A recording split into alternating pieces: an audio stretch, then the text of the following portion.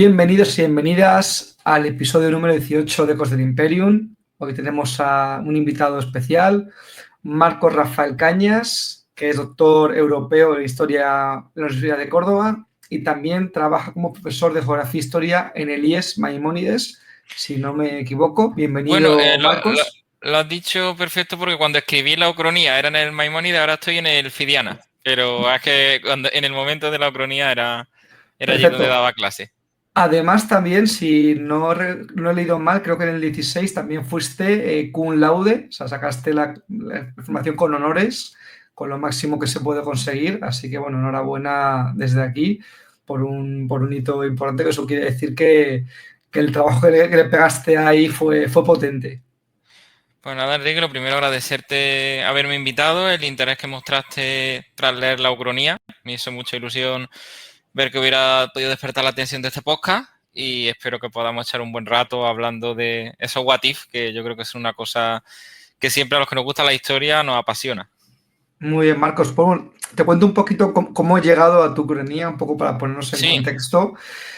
Bueno, yo personalmente estoy leyendo muchos libros de historia y como te comenté antes de empezar a grabar, llevo un par de meses con el podcast y bueno, pues estoy leyendo todo lo que puedo, todo lo que me invite entre trabajo, familia y tiempo libre. Intento ahí pues ponerme al día lo que se puede y bueno, pues investigando en internet qué hubiese pasado si, buscando cronías. Estaba pensando en el caso de Farsalia, ¿no? ¿Qué hubiese pasado si Pompeyo no pierde contra Julio César?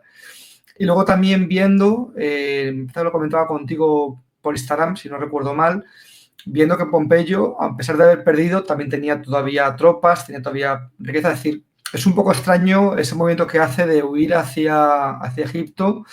Luego pasa lo que ya sabemos todos y no plantar otra batalla. Y bueno, entiendo que a raíz de esto, después de perecer asesinado Pompeyo en Egipto, ahí ya tú enlazas el tema de la ucronía. Bueno, buscando en Google, pues llegué a la revista en la que colaboras, leí tu ucronía y bueno, la verdad es que me encantó. Y como te he dicho antes, no sé cómo no está publicada en un libro, porque creo vamos, que se puede desarrollar en una novela larga.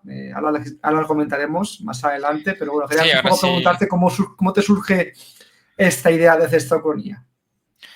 Bueno, todo comienza con la iniciativa de una antigua compañera de esa época que comentábamos de la universidad, de doctorado, María Gago, que además creo que también te podría dar para un buen podcast con ella, porque tiene una monografía muy chula sobre la emancipación de la mujer en la Bética, en la época del Alto Imperio, o sea que también tenía mucho vínculo con la historia antigua y nos juntó a varios compañeros y antiguas compañeras y también a cara nuevos para intentar hacer una revista cultural de humanidades donde se tocaron un poquito pues todos los palos, ¿no? Cuestiones de historia, cuestiones de cine, cuestiones más artísticas, entrevistas. Y conforme fue creciendo el proyecto, pues se convirtió en una revista, nos dieron respaldo, me refiero a una revista en papel, era antes online, que de hecho el número que tú comentas, el cuarto de la Ucronía, pues está tanto en formato digital, se puede encontrar a golpe de clic en Google, pero también tiene su formato físico, ¿no? Y la verdad que la iniciativa de María pues nos despertó muchísima la atención y cuando planteamos las sesiones, una de las que debatimos era si se podía hacer algo con la Ucronía, ¿no? O sea, ese qué hubiera pasado si, ¿no? Y reconozco que para mí siempre ha sido una debilidad personal. Creo que se juntan dos pasiones, ¿no? La historia por un lado y el otro el punto ese friki, que, bueno, yo soy un apasionado, por ejemplo, de Días del Futuro Pasado, de los cómics de los X-Men, el caso de la saga Terminator, ¿no? Me gusta mucho todo ese jugar con el pasado, esos futuros que podrían ser o no, y aplicarlo a otra pasión como la historia, pues me encantaba. Y María y Antonio Miga, otro compañero que es uno de los editores de la revista, pues me dieron no solamente luz verde, sino mucha cancha, me sugerían ideas. Y comenzamos con una sobre Alejandro Magno. Alejandro Magno, pero en este caso a través de uno de sus peores enemigos, Memnón de Rodas, jefe mercenario del bando de los persas, que planteó varias cosas interesantes durante aquellos años. Uno fue hacer la táctica de la tierra quemada, muy parecido a lo que Rusia haría con Napoleón muchos siglos después. Y posteriormente, tras no hacerle caso con eso y haberse sostenido en una fortaleza como el Halicarnaso, plantea un plan muy interesante que era invadir Grecia, aprovechando la superioridad de la flota y de alguna manera forzar a Alejandro a tener que retroceder o verse en un auténtico enredo en el estrecho de no recibir suministro, no recibir logística, porque Menón estaba convencido de que Alejandro era imbatible en el campo abierto. Él había estado como huésped de lujo en la Macedonia de Filipo II, los conocía muy bien. Y a mí siempre me había interesado mucho, me pasaba como a ti, había leído mucha novela histórica de Alejandro y Menón era un personaje que siempre me había llamado poderosamente la atención. Está muy opacado porque no era un rey, no era un aristócrata persa, tampoco era del bando vencedor, pero siempre había imaginado que hubiera corrido si al Rodio le hubieran dado esa posibilidad, si hubiera tenido esa opción de no morir, porque murió mientras estaba asediando la isla de Mitilene, pues en el What If no muere, y a partir de ahí pues los persas tienen la chance de llevar a cabo ese plan. Tengo que decir, y ahora lo comentaremos con la de César, y espero que eso sea lo que transmita el texto, el What If no pretende tampoco pintar como los malos al otro bando o convertir de repente a Alejandro o a César en malos generales ni nada que se le acerque. Al contrario, simplemente decir que la historia muchas veces se decide por un pequeño detalle y que si ese detalle cambia, pues tú lo comentabas de manera genial con Pompeyo, ¿no? Pompeyo, uno de los grandes generales de la historia de Roma.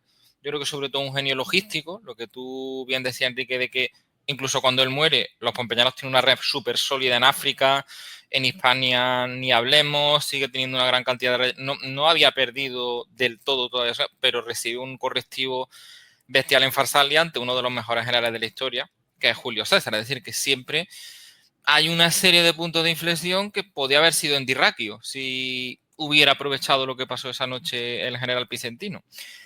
Y conforme fue pasando la revista, pues salieron más cositas. De hecho, mañana vamos a presentar un nuevo número donde la ucronía es en la época de los Borgia, donde César Borgia no se pone malo junto con su padre. Sabes que estaban en un banquete, hay mucha polémica alrededor de lo que ocurrió. Puede también ser por causas naturales, el temido verano en Roma, en el campo, el tipo de mosquitos que había.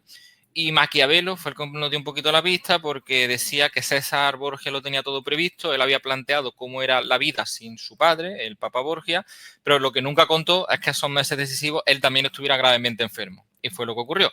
Aquí se repite la historia, pero César, por algún motivo que no se revela hasta el final del artículo, no acude a ese encuentro, o sea que se encuentra perfectamente sano y de alguna manera logra reconducir la situación para no perder su posición de privilegio. Y para mí la de Munda pues es la más especial, porque es una batalla que siempre me ha fascinado. Yo creo que a todos los que nos interesa la época de Julio César es como su último gran enfrentamiento. Hubiera sido la campaña contra los partos, pero no pudo hacerla por la conjura del 8 de marzo.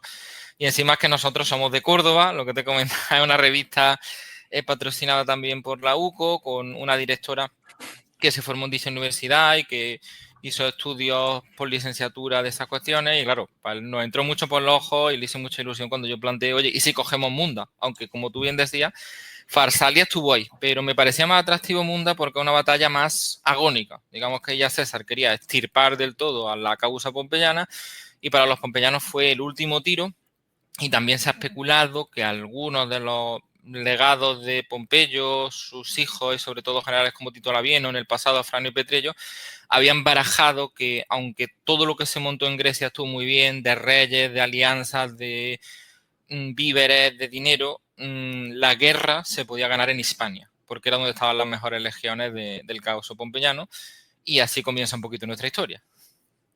Perfecto, perfecto. Vamos, que se me calaba con todo lo que cuentas. La verdad es que me has dejado ahí una novedad muy interesante. Fan número uno de tus ucronías. La leeré cuando esté publicada.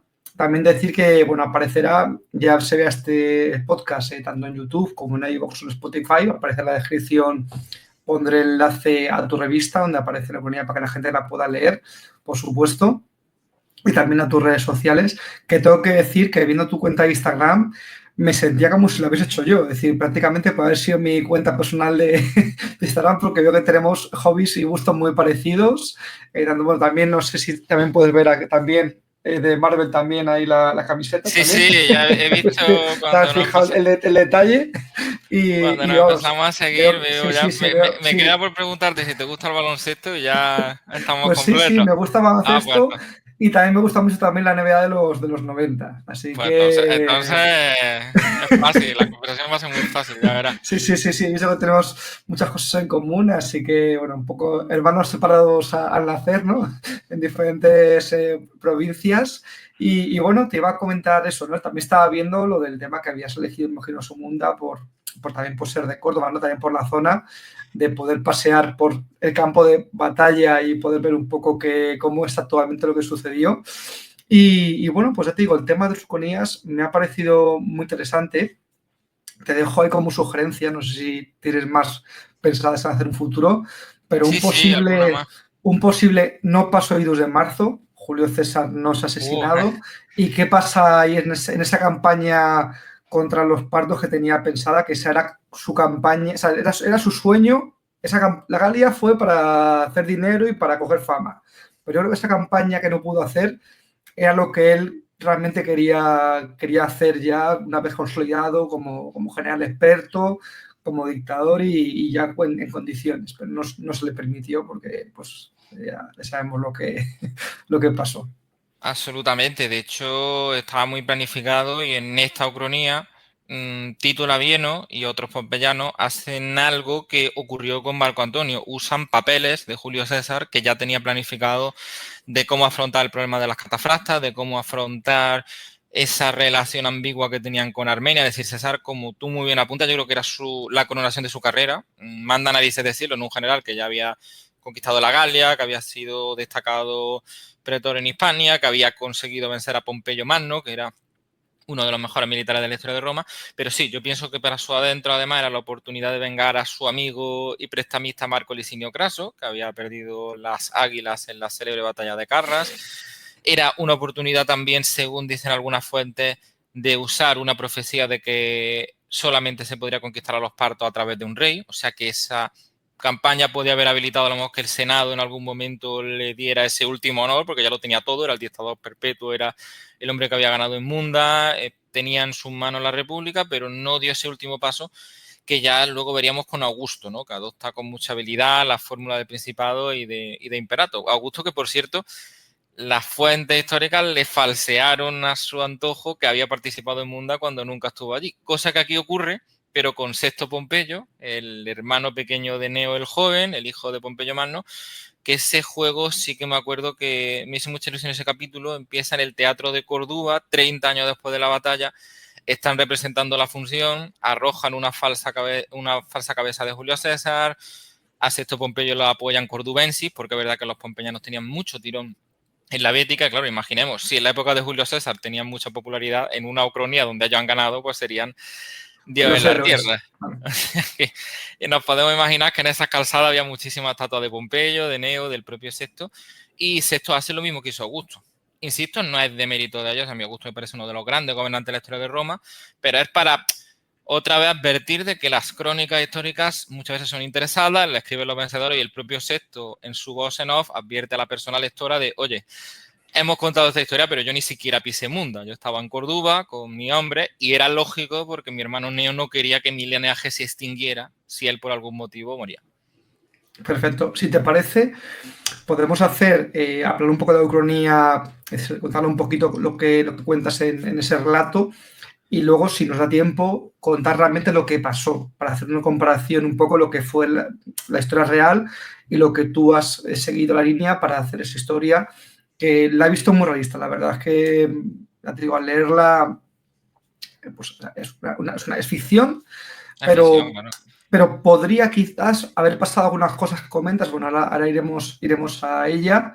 Y bueno, decir que los protagonistas, yo entiendo que son Sexto Pompeyo, que es el hijo menor de Pompeyo el Magno, que ya tiene ya 50 años, más o menos, Sí, es son un 30 hombre años ya después más. de Ha sido la... censor de Roma, ha sido muchas veces cónsul, es como el primer inter pares del Senado. Sí, tres veces cónsul, un poco siguiendo ahí la línea de Gallo Mario, ¿eh? Un poquito Exacto, ahí sí, sí, sí, otro de los fetiches, buscando, otro de los grandes personajes. buscando. Y luego también aparece, o sea, entiendo que los personajes son como contrapuestos. Tenemos a este Pompeyo como relator de voz en off de lo que sucedió, y también a Servilia Sí, Cebrionis, que es como, iba a decir la viuda, no la viuda porque nunca estuvieron casados, pero la que también pues un poco sufre esa pérdida de César y cuenta también desde Roma cómo se vive pues la derrota de César y el triunfo de los pompeyanos. Es decir, tenemos ahí como las dos contrapartidas, los pompeyanos desde primero en Hispania y luego en la Galia, cuando luchan contra Marco Antonio, y Servilia siempre desde Roma, contando cómo llegan noticias y cómo es el posterior triunfo. Si te parece, podemos ir, como lo has dividido en pequeños fragmentos, creo que son 7, 8 mini episodios, sí. Podemos ir uno a uno comentando un poquito Genial. De qué va cada episodio y vamos un poquito desarrollando, si quieres, también lo que sucedió, o lo tengo aquí abierto. Sí, en la primera parte, sí, estaba comentando, bueno, se llaman Meditaciones de Sexto Pompeyo, de esos de Roma, 3 veces cónsul de la República. En Córdoba, 30º aniversario de la batalla de Munda. Aquí, pues un poquito comentabas, eso es una representación, hay un teatro en el que están representando pues a Tito Labieno, como tiene la cabeza una cabeza ficticia de pues, una cabeza de muñeco, imagino, sí. Una réplica de Julio César, y lanza al público, la gente, todos ahí aplaudiendo, todo mucho show, y ya un Sexto Pompeyo de 50 años debería tener, porque tenía 20, imagino, cuando pasó lo de Munda.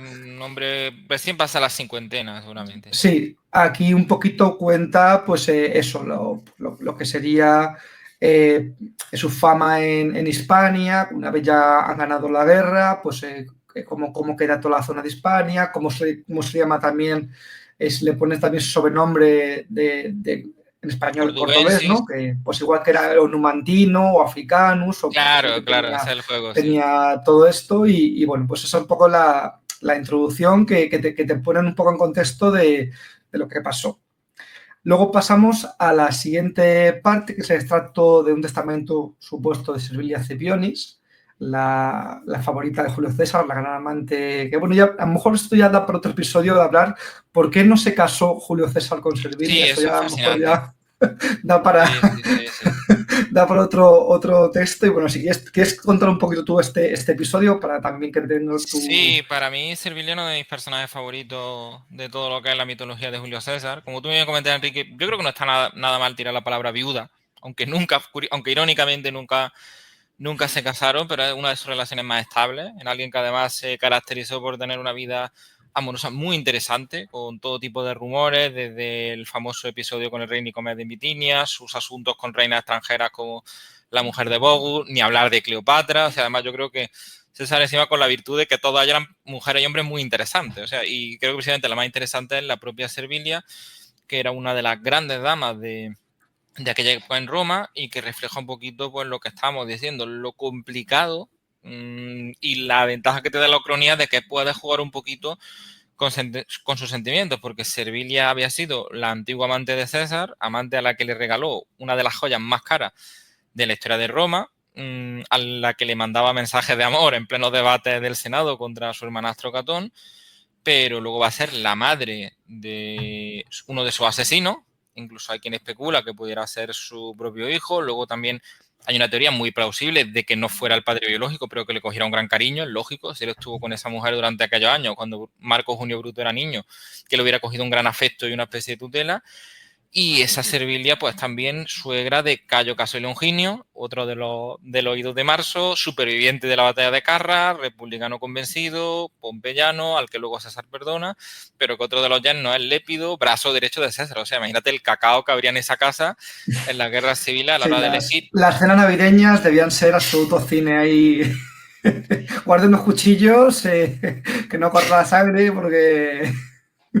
Exacto, y luego también lo que se ha especulado en ocasiones, no sé si era el caso de Servilia, de que también habría un poquito de Juego de Tronos, ¿no? De, pues voy a tener un hijo colocado aquí, voy a ser madre política de otro de la otra facción por si las moscas, para siempre tener a alguien que pueda interceder por ti, que estaría muy bien pensado, ¿no? Y de hecho creo que en la Ucronía no queda claro hasta qué punto pues Servilia está en un lado u otro. Una de las primeras cosas que va a hacer es mandar esa joya a Sexto Pompeyo para ayudar a los pompeyanos a sufragar su guerra en la Hispania ulterior. Mientras que, por otro lado, se ve que está muy apenada por la muerte de César. Queríamos reflejar un poquito pues esa ambigüedad, que son gente de carne y hueso y que ahí había unos bailes de alianzas bestiales muchas veces.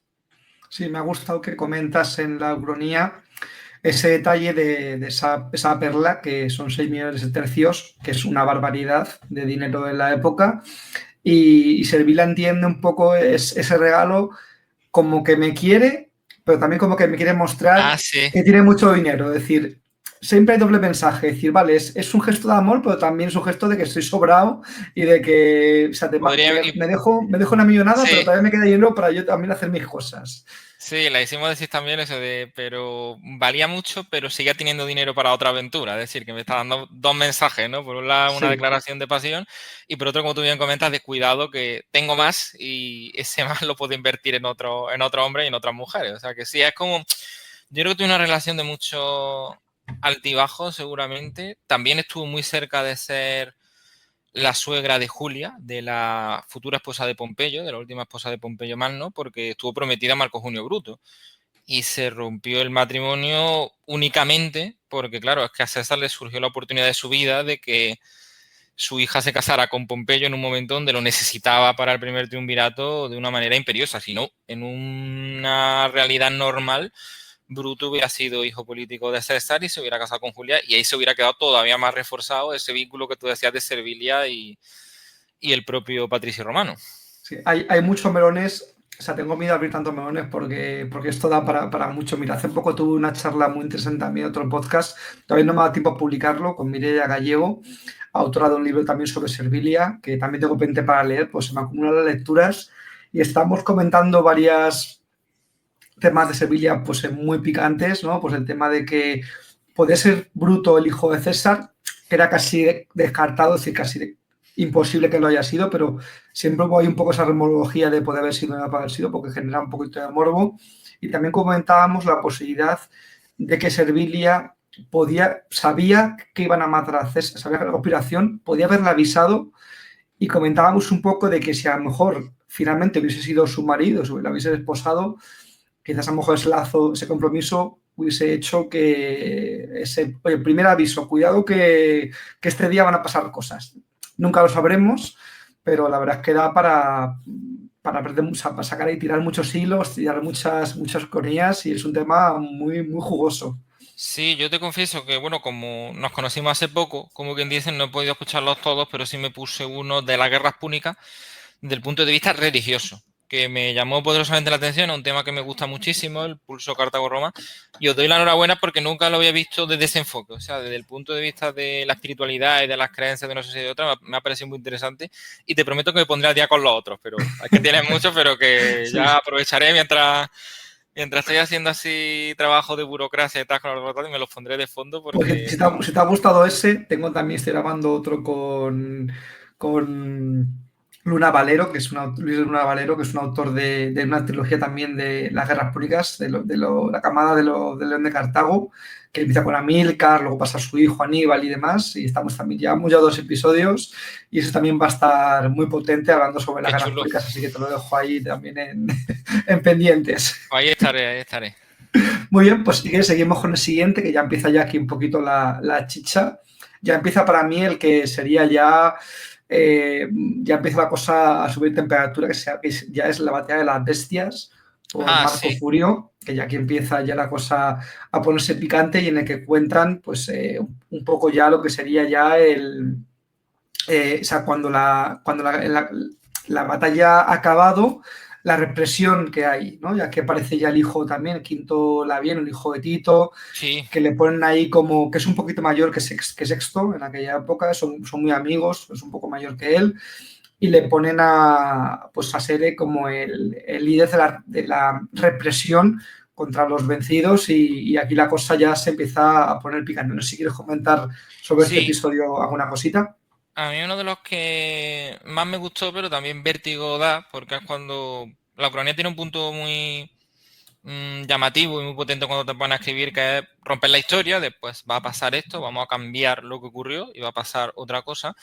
Y luego está ese momento donde, vale, a partir de aquí hemos creado como nuestra propia corriente temporal y quería intentar que dentro de que una ficción y un divertimento, pues que tuviera cierta lógica. Y he sabido que en la propia correspondencia de Cicerón y Casio ellos tenían mucho miedo del carácter de Neo Pompeyo. Ya tenía experiencia guerrera, de hecho yo creo que hizo un gran trabajo levantando esas 3 legiones en Hispania, pero también tenía un temperamento violento. El propio Casio, un republicano convencido que no le tenía ninguna simpatía a César, en la correspondencia con Cicerón da a entender que teme el baño de sangre que pueda caer.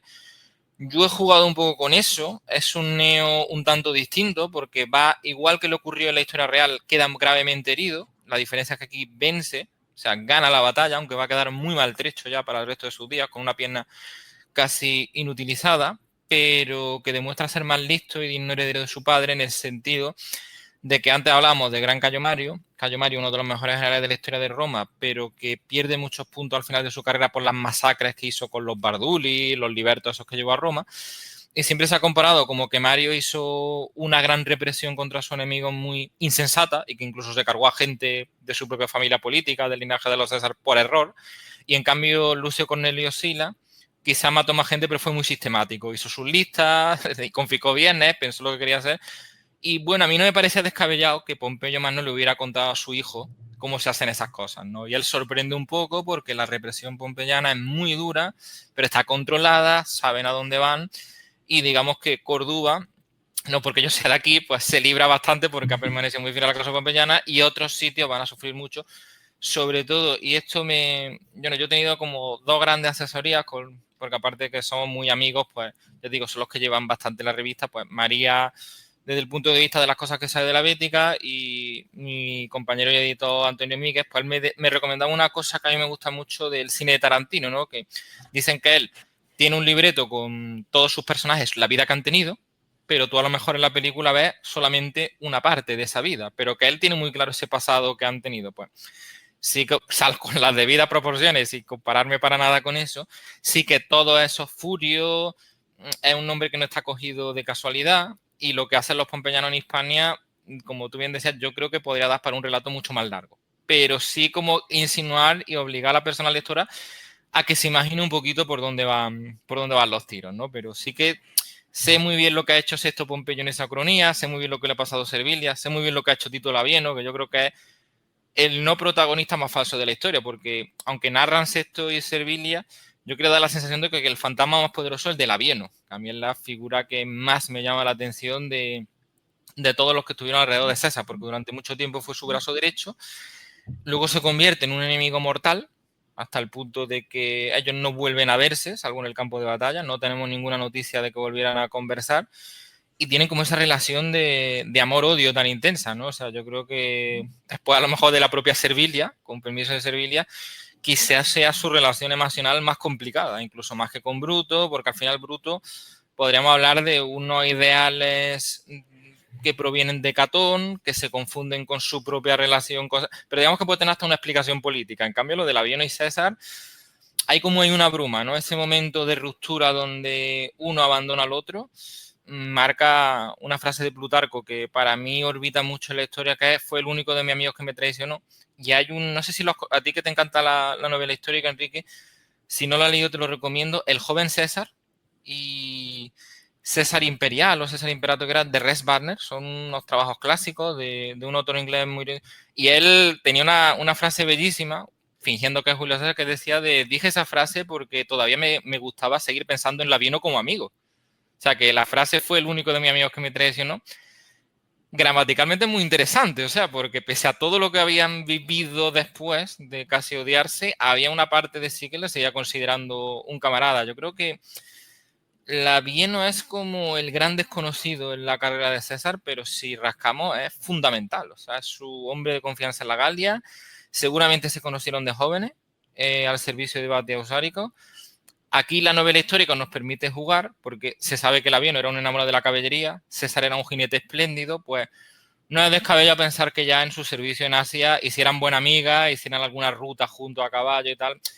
Yo creo que si alguien conocía a César era Labieno, y si alguien podía, como lo hizo, conseguir sobreponerse a eso y terminar derrotándolo, fue el propio César, porque Labieno está considerado, después de Pompeyo Magno, yo creo que uno de los mejores estrategas que tuvo la Facción Optimate. De hecho, incluso Javier Negrete, en los libros de divulgación tan entretenidos que ha hecho, dice que en un mundo de meritocracia él hubiera sido el que hubiera mandado en Tasso y hubiera sido el que hubiera mandado en Munda, pero claro, estaba más subordinado por escalafón y sangre a tener el puesto de legado, jefe de caballería, pero que seguramente lo hubiera hecho muy bien como comandante.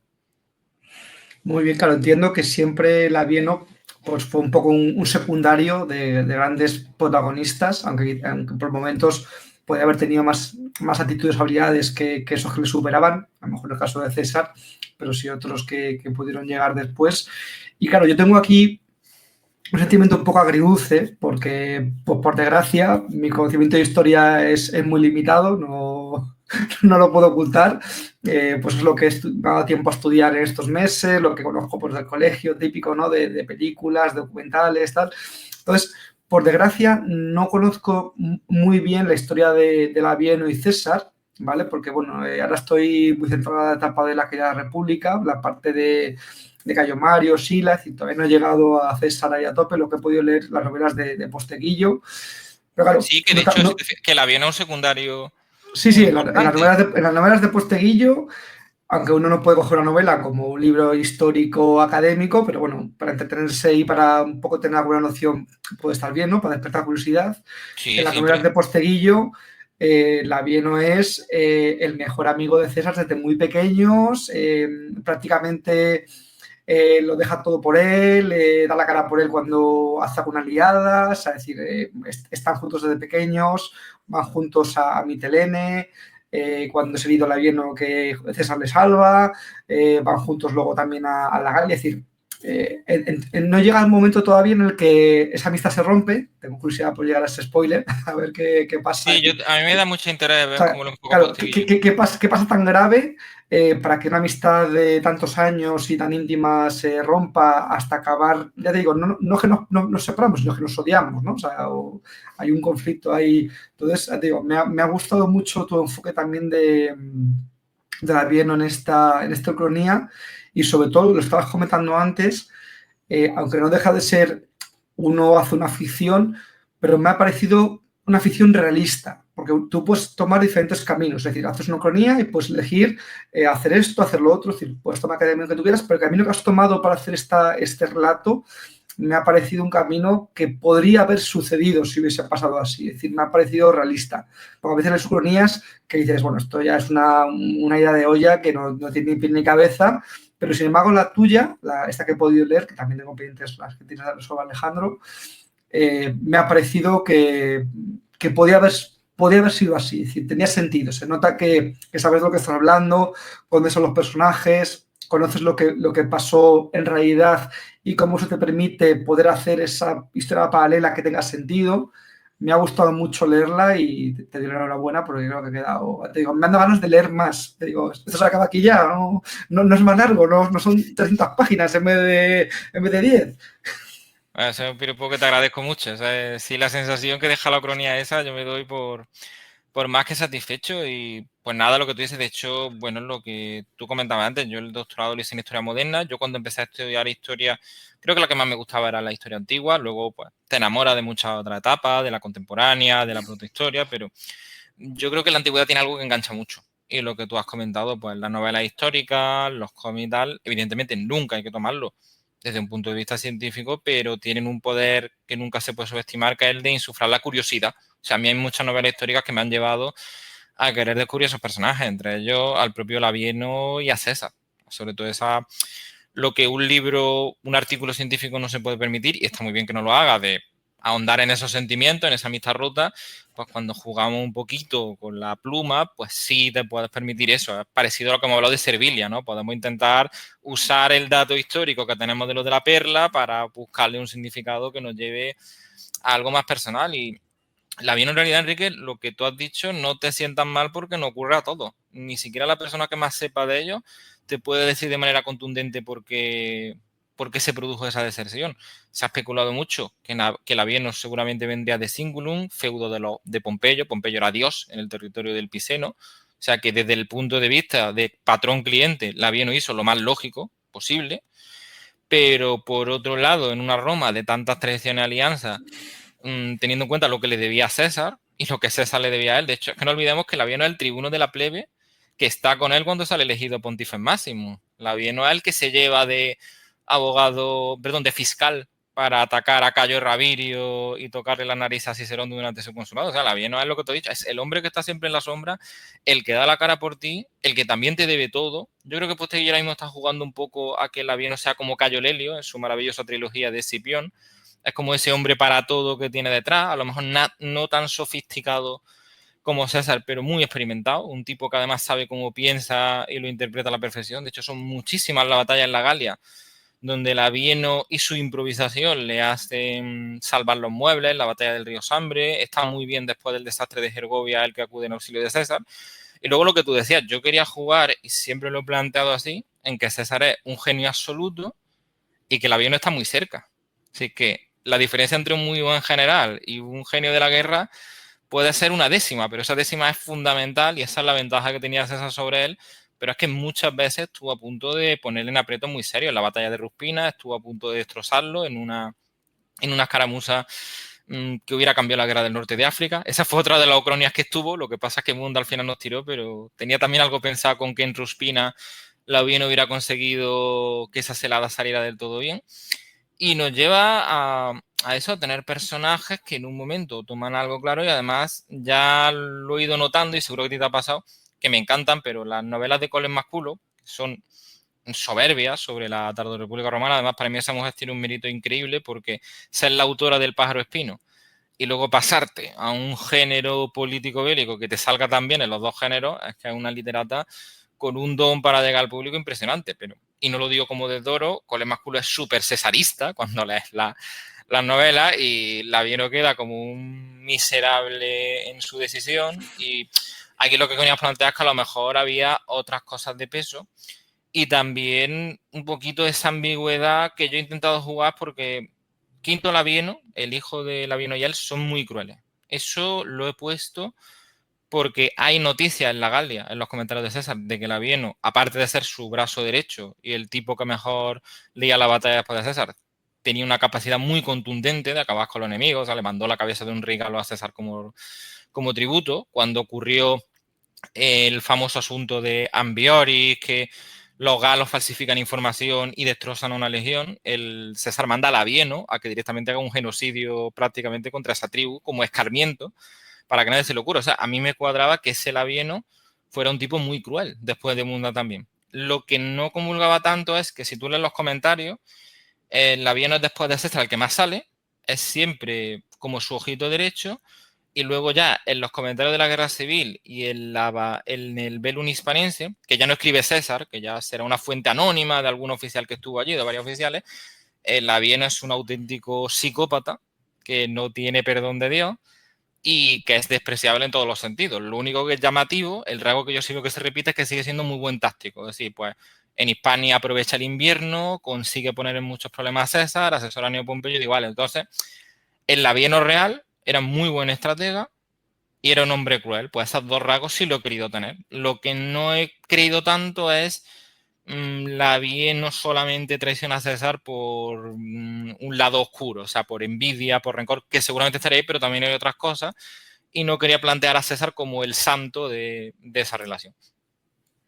Muy bien, me ha gustado lo que estabas comentando, diciendo de que Julio César fue muy buen general, eso no se lo discute a nadie. O sea, a César lo que es del César, nunca A mejor César lo que dicho. es de César. Pero también es verdad que siempre se rodeó de muy buenos lugartenientes.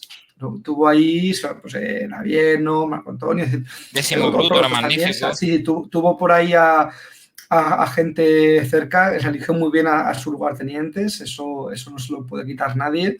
Y también estos lugartenientes, como estabas diciendo, todos eran muy buenos tácticos y buenos militares, pero todos también tenían personalidades un poquito, o sea, Explosiva, si fuerte. Marco Antonio era un poco tal, el Avierno, eso, cuando se contó cómo era de verdad, es decir, toda la gente que tenía, o sea, en la guerra eran buenos militares, pero para estar con ellos en casa tomándote unas cervezas, ahí ya la cosa ya era un poco más delicada.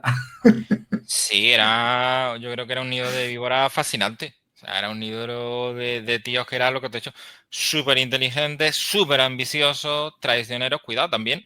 Incluso podríamos decir el mejor tributo al propio César. César había hecho esa jugada con sus propios jefes en el pasado. O sea, él tenía relación muy ambigua con Craso. Por un lado había sido su prestamista, el hombre para el que él trabajaba, pero él tenía sus propios propósitos y a lo mejor si Craso no la palma en partida, hubiera habido un momento donde Craso y César hubieran tenido que pararse. Hay un punto donde la ambición choca. Y lo que pasa es que, eso sí, lo que tú decías, Enrique, pues yo creo que habla de que tienes que tener mucha confianza en lo inteligente que eres para odiarte de tíos tan inteligentes. O sea, yo creo que al igual que Napoleón con sus mariscales, no habla mal de César que escogiera a esos mariscales, o sea, porque es que yo creo que él estaba muy seguro de sí mismo y se fiaba de poder controlar eso. O sea, yo creo que habla de su capacidad como general y de saber delegar, o sea, porque además son carreras militares que él se inventa. Labieno se descubre como comandante de caballería con él. Décimo Bruto, que era un joven aristócrata destacado, que era más famoso por las fiestas que se corría con Marco Antonio y compañía, y por su madre, Sempronia Tuditania, que era una de las grandes damas, una de las grandes cortesanas de aquella Roma, similar a Servilia, esa mujer que tú decías que está en las fiestas y en la vida social, pero también hay reuniones políticas en su casa y se deciden muchas cosas en ese domicilio. Pues él capta todos esos talentos y se los lleva para allá. O sea que, y entre todos ellos, yo creo que ninguno llegó a tener una proximidad tan grande como Labieno. Andrea Fedriani le ha hecho una trilogía, El enemigo de César, que habla de eso. Ahí hace un giro, ahí hay un cambio, ahí te hago solamente un spoiler, pero sin contarte de qué va. La premisa es que Labieno y César no discuten, pero no una ucronía. Es decir, va a pasar todo lo mismo, pero ellos siguen siendo amigos. ¿Cómo? Te tienes que leer la novela. O sea, es muy osado, yo creo que es totalmente ficción, ¿no? Pero es muy atractivo, ¿no? Y él comentaba, pues, un poquito eso, que el único equiparable es Agripa, que sería Labieno, pero sin pelearse al final con César. Porque Agripa hasta el final de sus días he estado con Augusto, pero cuando lo leí en aquella entrevista y en los extras de sus libros, digo, pues no está mal tirado. Es que lo más cerca a Agripa que hubo hasta ese momento fue el propio Labieno.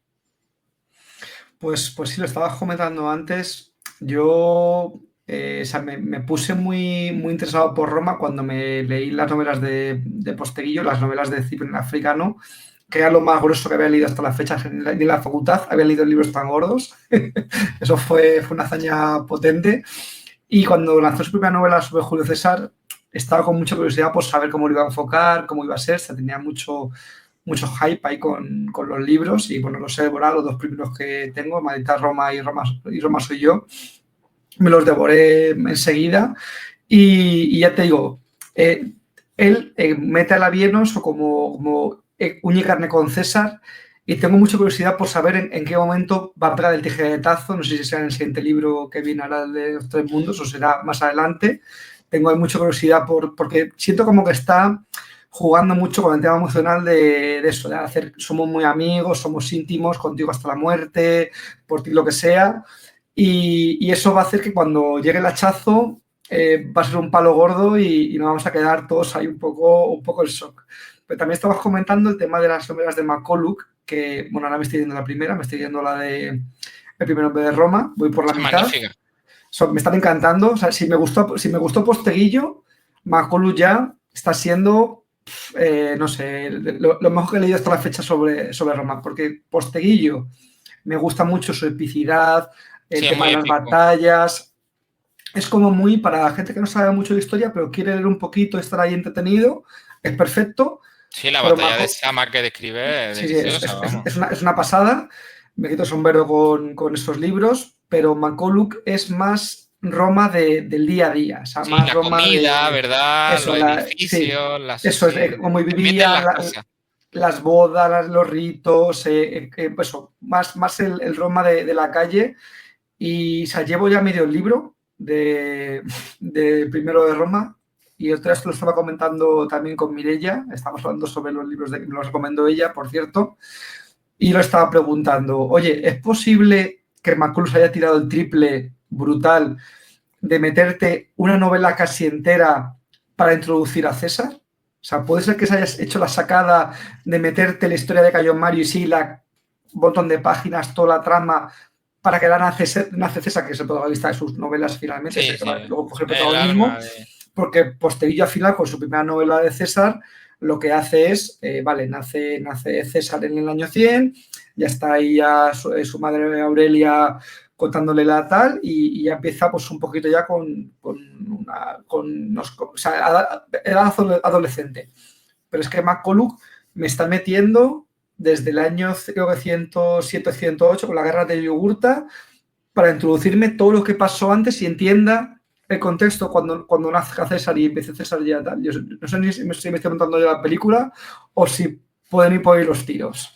Yo coincido contigo, además es una delicia, te queda yo creo que de lo mejor, que es luego La corona de hierba, que es la segunda parte, favorito te queda una lectura apasionante. Te digo, el único reproche que le hago al libro, y es muy leve, y ni siquiera reproche, solamente que, bueno, podría haberlo suavizado un poco, yo creo que ella tiende a ver siempre lo positivo de César y lo negativo de los enemigos de César, y a lo mejor más equilibrio, como sí hizo con Cayo Mario y con Sila, a quienes yo creo que presenta con muchos grises, ¿verdad? O sea, Mario tiene cosas muy buenas, luego tiene un lado oscuro, un poco bárbaro que sale. Sila es un aristócrata sin un duro, sin un sestercio, mejor dicho, que está ahí a ver cómo consigue subir, que está obligado a vivir con gente que aborrece, que sabe que tiene un gran talento, pero que seguramente nunca se va a cruzar su oportunidad, como que al final lo entienden, ¿no? Y el César de Masculo, sobre todo en una novela tan bien construida, lo que tú perfectamente describías de que es que me mete en cómo se celebra una boda, en cómo es el ritual de quitarle la bula a un niño adolescente, cómo se vive en la casa, de cuando ya se convierte en mayor y lo va a llevar su padre al foro, de cómo los clientes van a ver a Cayo Mario, en eso yo creo que es insuperable a nivel de ficción, pero que son novelas cesaristas, cuando ya verás, cuando César llega a su edad adulta, yo creo que ya apuesta claramente por su bando, y me resulta muy entretenido, pero ya parece que te estás leyendo una novela de buenos y de malos, ¿no? Sí, es al bajo este, ¿no? O sea, Sí, vaqueros contra indios y a ver exacto. quién... Claro, es que es difícil. Claro, yo entiendo que novelas de Julio César hay a patadas, hay un montón de novelas sobre César, de autores espectaculares, pero claro, ¿quién realmente puede mostrar su verdadera cara o cómo realmente pudo ser? Pero no estuvimos ahí, es decir, al final todos son las fuentes que te van llegando, las fuentes suelen ser gente que escribió 100 años después, o amigos o enemigos, entonces Sí, claro, es claro. muy difícil. Yo entiendo que todos estos personajes al final intentaron conseguir lo máximo que pudieron con lo que tenían en su época, es decir, tanto Mario como Sílago como César después intentaron llegar al top, escalando como podían, cada uno pues, con sus armas. Y bueno, pues si eso suponía llevarte por delante 3 pueblos bárbaros, pues es lo que había. Es que no, Sí, te no lo has dicho quedaba muy bien. otra. La Galia es una búsqueda de riqueza, poder, influencia, y así se enfoca. Bueno, son unos años súper agresivos. O sea, creo que el procónsul más agresivo en la República Romana, y mira que había candidatura, ¿eh? Pero es que lo que hace César. Y recogiendo lo que tú has lanzado, que me ha parecido muy sugerente, yo para la ocronía, cuando lees, por ejemplo, yo tengo los comentarios de la Guerra de la Galia, la edición de cátedra, ¿no? Que le hayan pasado unos años, me parece que está súper bien, ¿no? La traducción es buenísima, la puedes comparar con el propio latín, tiene notas a pie de página muy chulas, estoy introductorio. Un poquito lo que se especula, yo creo que a veces cambia la intención de lo que tú decías, ¿no? Pues quien aborrece de César y ve esas barbaridades contra los pueblos bárbaros, pues es un tío sin escrúpulos y ya está. Luego, el que se embriaga de él, que yo creo que le pasa incluso a gente tan culta como Colin Masculo y un poco a Posteguillo, y es normal, son personajes súper seductores, que además han tenido el don de contarte su historia. Y una de las cosas que se está especulando, y yo cada vez estoy más de acuerdo con ello, es que César no era tan torpe de contarte algo en los comentarios que no hubiera pasado. Es decir, seguramente la batalla está muy próxima a lo que él ha descrito. ¿Por qué? Porque él sabe que esos comentarios se van a ir al foro y habrá un momento donde habrá algún pariente, habrá algún veterano, habrá algún espía de sus enemigos que los tenía en su propio ejército, que van a decir, esto no fue así, Ariovisto no dijo eso, esto es mentira. Pero ¿qué es lo que pasa? Cuando eres tan inteligente como Julio César, si tú cuentas la historia, lo que sí puedes hacer es omitir lo que te interesa, poner el foco en lo que tú quieres y cambiar algún detallito que te haga a ti quedar todavía mejor. Es un poco como lo que le pasaba a Cicerón, ¿no? A Cicerón a veces se le ha criticado que es que alteraba sus discursos, no es que lo que no ha llegado no es lo que decía en el foro, pero eso para mí no significa que sea un mal orador, al revés, era tan bueno que cuando revisaba decía, es que queda... Y yo creo que César como militar es justamente eso, tuvieron la oportunidad de contar su historia y lo que tú dices, pues son gente con muchísimas aristas y encima que son genios. Y él pues se encargó de... Y de hecho en la Ucronía también se juega con eso. La Vieno, al final del relato, junta a supervivientes de la Galia y va a contar otra historia. Pero esa historia, ya se dice en la Ucronía, no discrepa de muchas cosas de las que dijo César. Añade otra, pero que César no ha mentido. Lo que pasa es que hay cosas que no se comparten. Su versión de lo que Exacto, vivió. exacto.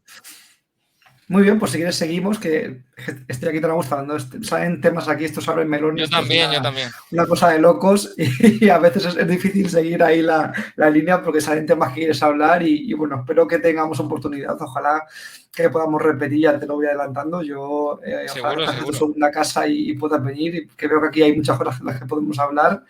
Y yo encantado de aprender porque veo que controlas muchísimo y no hay mejor manera de aprender, de descubrir y, bueno, conociendo la historia que es apasionante. Así que, bueno, de momento, si quieres, seguimos con la cronía, Sí, que sí, nos sí. vamos de tema y yo te digo, yo me voy por ahí por las ramas y... Sin ningún y vamos a problema. ver.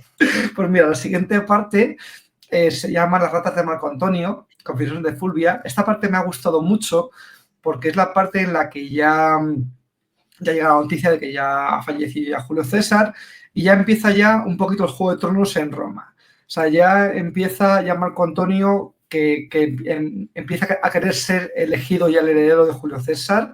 Tiene ahí un pie con Dolabella, en el que su enemigo en ese momento político, a ver quién es el que va a tener un poco el control.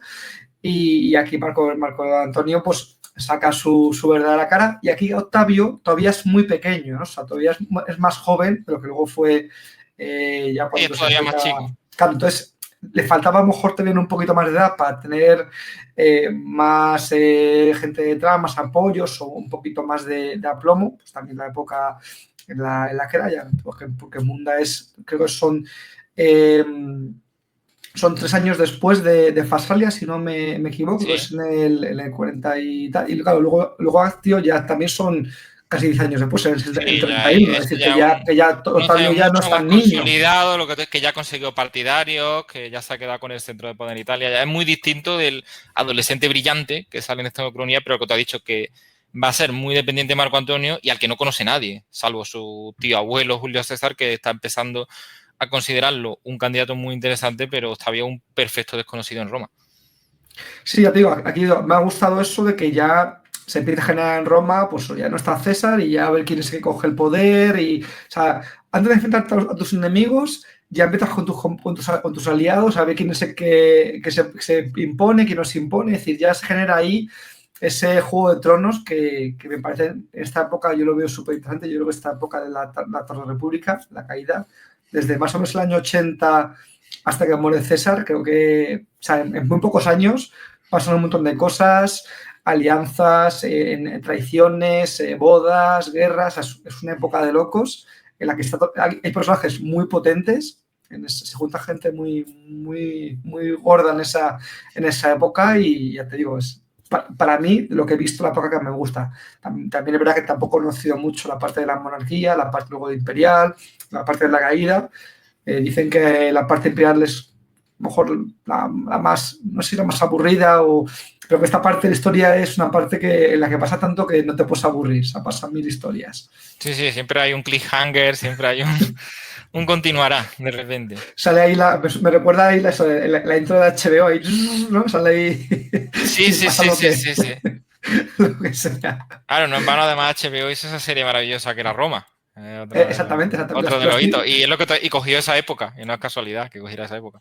Me la estoy viendo y dicen que he visto a gente que hubiese visto a continuación, que tenía que haberlo grabado ya por la época imperial, ya cuando todavía dando caña y bueno, pues que al final, pues en esa época HBO todavía era pequeña, no tenían los mega presupuestos y que una pena que no se pudiese haber hecho más.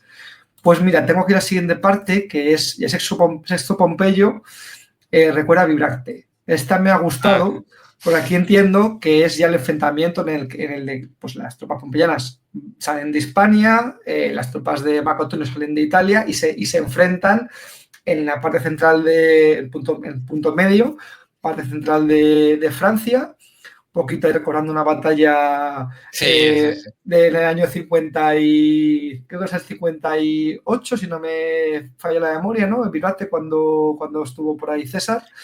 Y en esa batalla, Aliado a Edo, sí.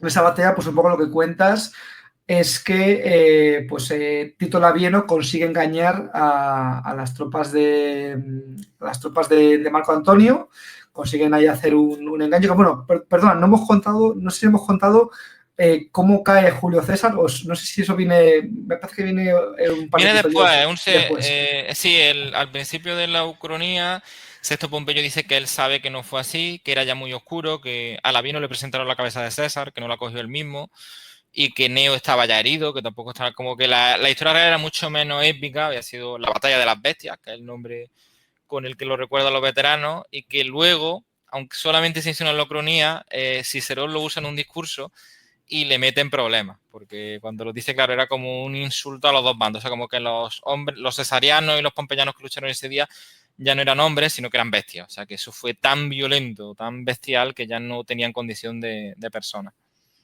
Pues aquí en esta libro que tú haces de Curnía de ella, me gusta porque metes ahí un poco también inteligencia militar, metes ahí también jugadas mentales en las que los pompeyanos hacen creer a Marco Antonio que están desorganizados porque Sí, mezclan su caballería con la infantería ligera, hacen ahí una especie de formación extraña para que Marco Antonio de la lejanía piense que eso es una banda que no está haciendo nada consigo, que si me lanzo ya al choque, que vamos, lo tenemos sobrado, ¿no? ese es un truco que además Labieno usó históricamente tanto en África como en la Galia. O sea, que intenté buscar, yo ni mucho menos soy militar ni un estratega, me ganaría cualquiera de los personajes que estamos hablando, pero bueno, sí he leído mucho sobre ellos y Labieno era muy amigo de esos trucos, de esos engaños, los perfeccionó en la Galia, César también era muy amigo de ellos, eran muy parecidos en su manera de pensar bélica.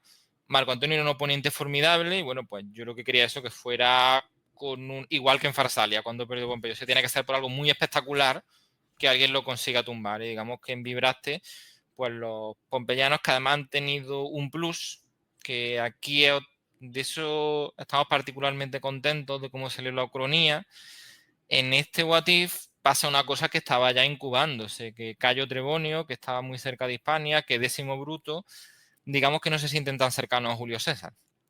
Aunque son hombres del régimen, dentro de muy poquitos meses van a estar sentándose con Bruto y con Casio para apuñalarlo.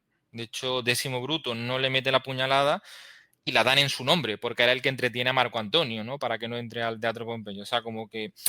Y volvemos aquí a lo que se mata. Es muy intenso que gente que ha trabajado tanto contigo, a las que te han fabricado su carrera y que ellos a su vez con sus victorias te han hecho más grandes, terminaron en contra de César. Y antes de que vayan a la Galia, hay un encuentro en Narbona donde Labieno se entrevista con Trebonio, los dos se conocen de la época de la Galia, y digamos que se insinúa que lo que le dice Trebonio a Labieno le gusta. Y a partir de ahí hay cesarianos que dejan el bando de Marco Antonio y se pasan a la causa de Neo Pompeyo, el joven. Claro, porque aquí tú comentas en la cronía que al final el ejército formado por pompeyanos son un remix entre hispanos, mercenarios, Sí, ex soldados que se han ido un poco cambiando de bando, que parece que es una tropa y tal, pero no son tan magos como parecen, porque luego se enfrentan contra la décima, que es el top en ese momento, pero al final, gracias a los mandos y a sus estrategias, que consiguen superar ese furor o esa experiencia de la décima, consiguen imponerse. sí, a la décima legión la quería tratar con muchísimo respeto en la Ucronía, porque si perdían la batalla tenía que ser a lo grande, un poquito como el famoso momento ese de Rocroi, ¿no? Que de hecho se repite, ¿no? Porque dice contar los muertos, ¿no? Es lo que dice uno de los supervivientes de la décima cuando le pregunta cuántos eran. Esto tiene mucho que ver con... Yo me inspiré en momentos de la antigüedad, antes hablamos de Posteguillo, ¿no? Ese momento donde Aníbal le lanza a sus veteranos a Escipión, ¿no? La experiencia en esa guerra antigua era un grado, ¿no? Porque aunque la tecnología era muy importante, no hablemos de los praefectus fabrum que tenía César en la Galia, que era la gran clave, ¿no? Los puentes, las torres de asedio, pero en esos enfrentamientos de poder a poder, yo creo que César, que no en vano los colocan a la derecha, lo que bien decía Enrique, ¿no? Que es que la décima era mucha décima. O sea, hay un momento donde esos tíos pueden coger la rienda, incluso sin César operativo, y ganarte la batalla. Y eso está muy planteado en el miedo que le tiene el propio Labieno y el propio Neo. O sea, ellos saben que están ganando la batalla, han conseguido una cosa donde se suele advertir la mano de Labieno, que era que César aceptara pelear con el terreno en contra, que eso fue una decisión muy arriesgada, pero que tenía también su lógica, necesitaba una victoria rápida y Labieno, tal y como lo había planteado el invierno, los recursos estaban empezando a escasear, o sea, necesitaba esa victoria grande, ¿no? y lo que hacen los pompeyanos es de, bueno, pues te vamos a ofrecer esa batalla, pero en nuestras condiciones, ¿no? Saca un pulso de poder a poder. Y la gran baza es la décima. O sea, la décima en la Ucronía está planteada como la realidad, es una fuerza imparable. Y a mí me hizo gracia porque uno de los veteranos de la décima pues hablaba de eso, ¿no? Yo creo que, si me permite el símil, ya que nos gusta, es como un equipo que está bien, una franquicia que está en expansión, que está consiguiendo gente joven, que se pelea con un equipo que ya ha ganado 4 anillos y ha perdido 5 finales de conferencia. Lo más seguro es que te ganen. No porque sean mejores que tú, sino porque es que ya han estado ahí. Y la décima en Munda tiene ese punto. Ellos mismos reconocen de, oye, estas 13 legiones que han levantado no son de esclavos fugitivos, ni de unos matados que no han entrenado. O sea, estos tíos están preparados, son jóvenes, son fuertes, pero es que nosotros somos la décima. Y hemos estado en la Galia, hemos estado en Grecia, hemos estado en todos lados. Y ahí me inspiré mucho en una frase de Posteguillo que me encantó, que era cuando, si recuerdas, cuando se quita la segunda línea de Aníbal y los veteranos de Italia se lo despejan de todo como si fueran hormigas y dicen, vale, a partir de ahora mandamos nosotros, pues igual, o sea, era como ese de, eran los mejores y lo sabían, pues a la décima le ocurre eso, la décima está diciendo, vale, pues los pompeyanos están ganando tal, esto se resuelve con nosotros arrasando nuestro ala. Claro, yo entiendo que la décima es como los Bulls del 96 y César Exacto. César es un poco Phil Jackson ahí haciendo Sí, el triángulo, le hubiera gustado la comparación, ¿eh? entrando ya a matar, ¿no? O sea, soldados que sabías que iban a aguantar cosas que otros no aguantarían, que la moral sería el Sí, doble. exacto. Es decir, al final el arrojo, porque en este tipo de enfrentamientos yo entiendo que en esta época, al final, donde la disciplina se impone al desorden, donde o sea, es el combate es cara a cara directo, porque ya cuando pasamos ya a la pólvora y a los disparos ya la cosa se aleja, pero cuando había que pegarse Exacto, cara, es y diferente. cuando se aplicaba la sangre del enemigo a la cara, ahí el que tenía ya el, ¿cómo decir? El culo pelado, ya era Sí, que sí, sí. tenía media batalla ganada. Es decir, porque al final el que primero aflojase ya era. Sí, es como aceptar lo que tú me es aceptar que te van a dominar. O sea, sé que va a haber momentos del partido donde lo voy a pasar mal, pero si aguanto, va a llegar mi turno y ellos no van a ser capaces. De hecho, a mí una cosa que me daba, entre comillas, un poquito de coraje cuando hay artículos chulísimos sobre Munda, hay muchísima especulación topográfica de dónde era, muchas discusiones, un debate apasionante. De hecho, la revista Despertaferro hizo hace poco una monografía de Munda que es una delicia leerlo, o sea, las distintas opiniones, cómo se comparan las fuentes, no puede ser aquí por lo referente no, pero hay algo que como que siempre se ha aceptado, que Labieno comete un error cuando manda a una serie de cortes para cortar el avance de la caballería, ¿no? Y es una acción que Labieno había hecho muchas veces en la Galia. Y hay una serie de autores, entre ellos el propio Red Banner y el mismísimo Napoleón. Napoleón hizo un libro donde él comentaba tanto el velo gálico como las otras que hicieron los oficiales de César, ¿no? Y él decía que la maniobra pompeyana en Munda en sí estaba muy bien ejecutada. El problema es que fue mal interpretada y lo que tú has contado, Enrique, es que los pompeyanos entran en pánico porque piensan que lo que es una maniobra para protegerle es una retirada.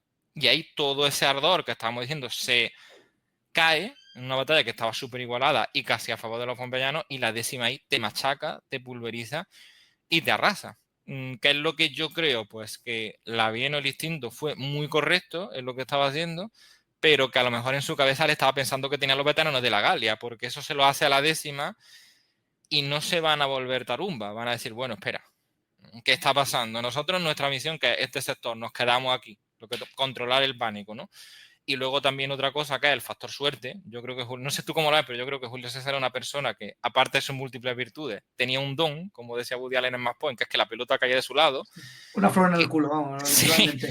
que se ha especulado mucho con que puede que hubiera una malinterpretación de alguna señal de los espejos, de alguna trompeta, y lo que era un movimiento a la derecha se interpretó como retirada, que eso también es muy normal en un momento tan caótico, que es lo que comenta Napoleón en sus anotaciones, que es que hay veces en la batalla donde, y lo decía Napoleón, que no lo decía una persona que nunca hubiera estado en un campo de batalla, dice que hay cosas que son incontrolables, y yo creo que eso fue incontrolable. Lo que sí es que en ese incontrolable, si yo tengo la 10ª legión, pues seguramente van a ser capaces de improvisar. ¿Qué es lo que Claro, es hicieron? que en batallas en las que todo se decide por cosas puntuales, es como en el último cuarto que le pasas la bola, pues le pasas a Jordan y que es la fume, ¿no? Pues ahí sabes que casi siempre va a entrar. Entonces entiendo que eso, cuando los detalles son tan pequeñitos o todo se decide porque un centurión de turno toca una trompeta, no la toca, o claro, pues al final no estuvimos ahí, no sabremos lo que realmente pudo pasar, pero también podemos un poco discernir con lo que hemos visto después o cosas que han pasado previas para saber qué pudo suceder lo más cercano a la realidad. Eso es, a mí siempre me ha fascinado mucho, que es como tú lo mencionabas con anterioridad, ¿no? Nos llega de autores que hablan muchos siglos después, ¿no? Pero que han tenido acceso a unas fuentes que por desgracia para nosotros no han llegado, ¿no? Es como lo de las memorias de Escipión el Africano que se pierden en Alejandría, que Posteguillo juega con eso, ¿no? Nunca nos van a llegar y él dice, bueno, ¿qué es lo que hubiera podido escribir? O las memorias de Sila, ¿no? Que por lo visto eran fascinantes y gente como César las manejó, pero no han llegado, ¿no? No sabemos cuál fue ese libro de Sila, que seguro que era fascinante en lo que contaba de Sertorio, Mario y compañía.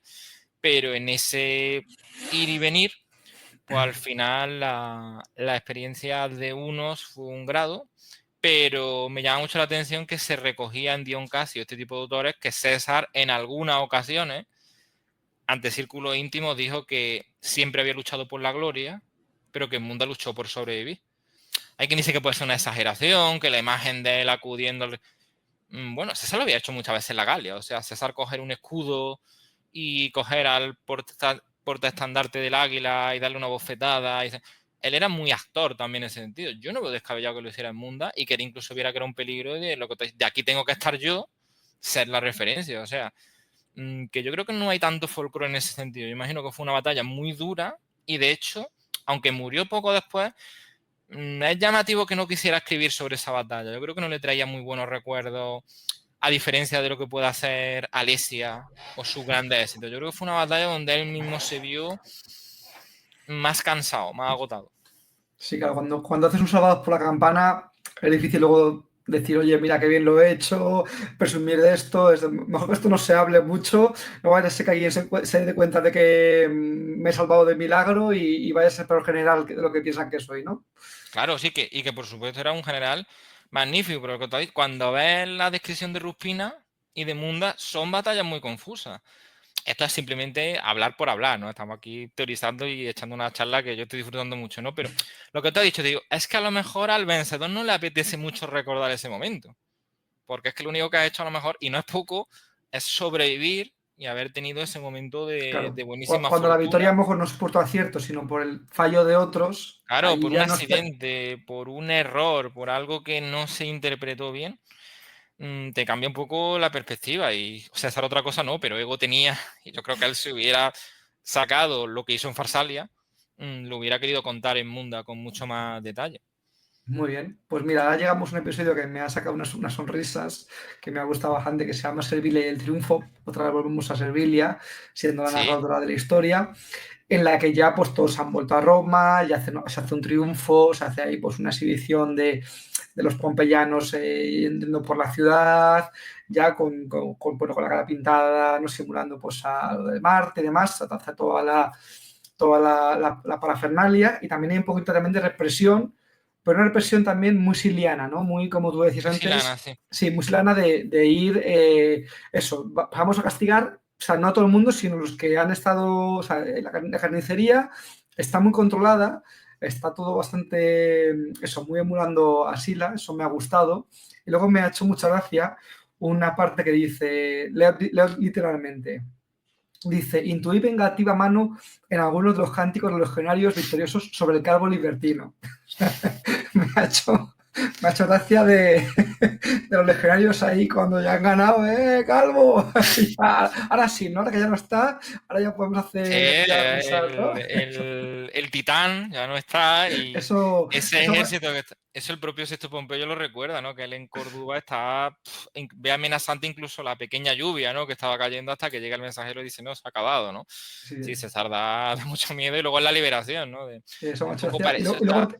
luego también, perdona que te Sí, corte, sí, por favor. justamente también después, también metes otra frase que tengo por ahí que dice perdóname, dice, pude vislumbrar desde Capitolio al Avieno encontré sus cabellos que mi difunto amante miraba con envidia, tan fuertes como siempre, pero teñidos de blanco, ¿no? Dejando ahí entrever que la vida no tenía una buena melena y que César siempre miró con ojos envidiosos la cabellera de su gran amigo durante muchos años.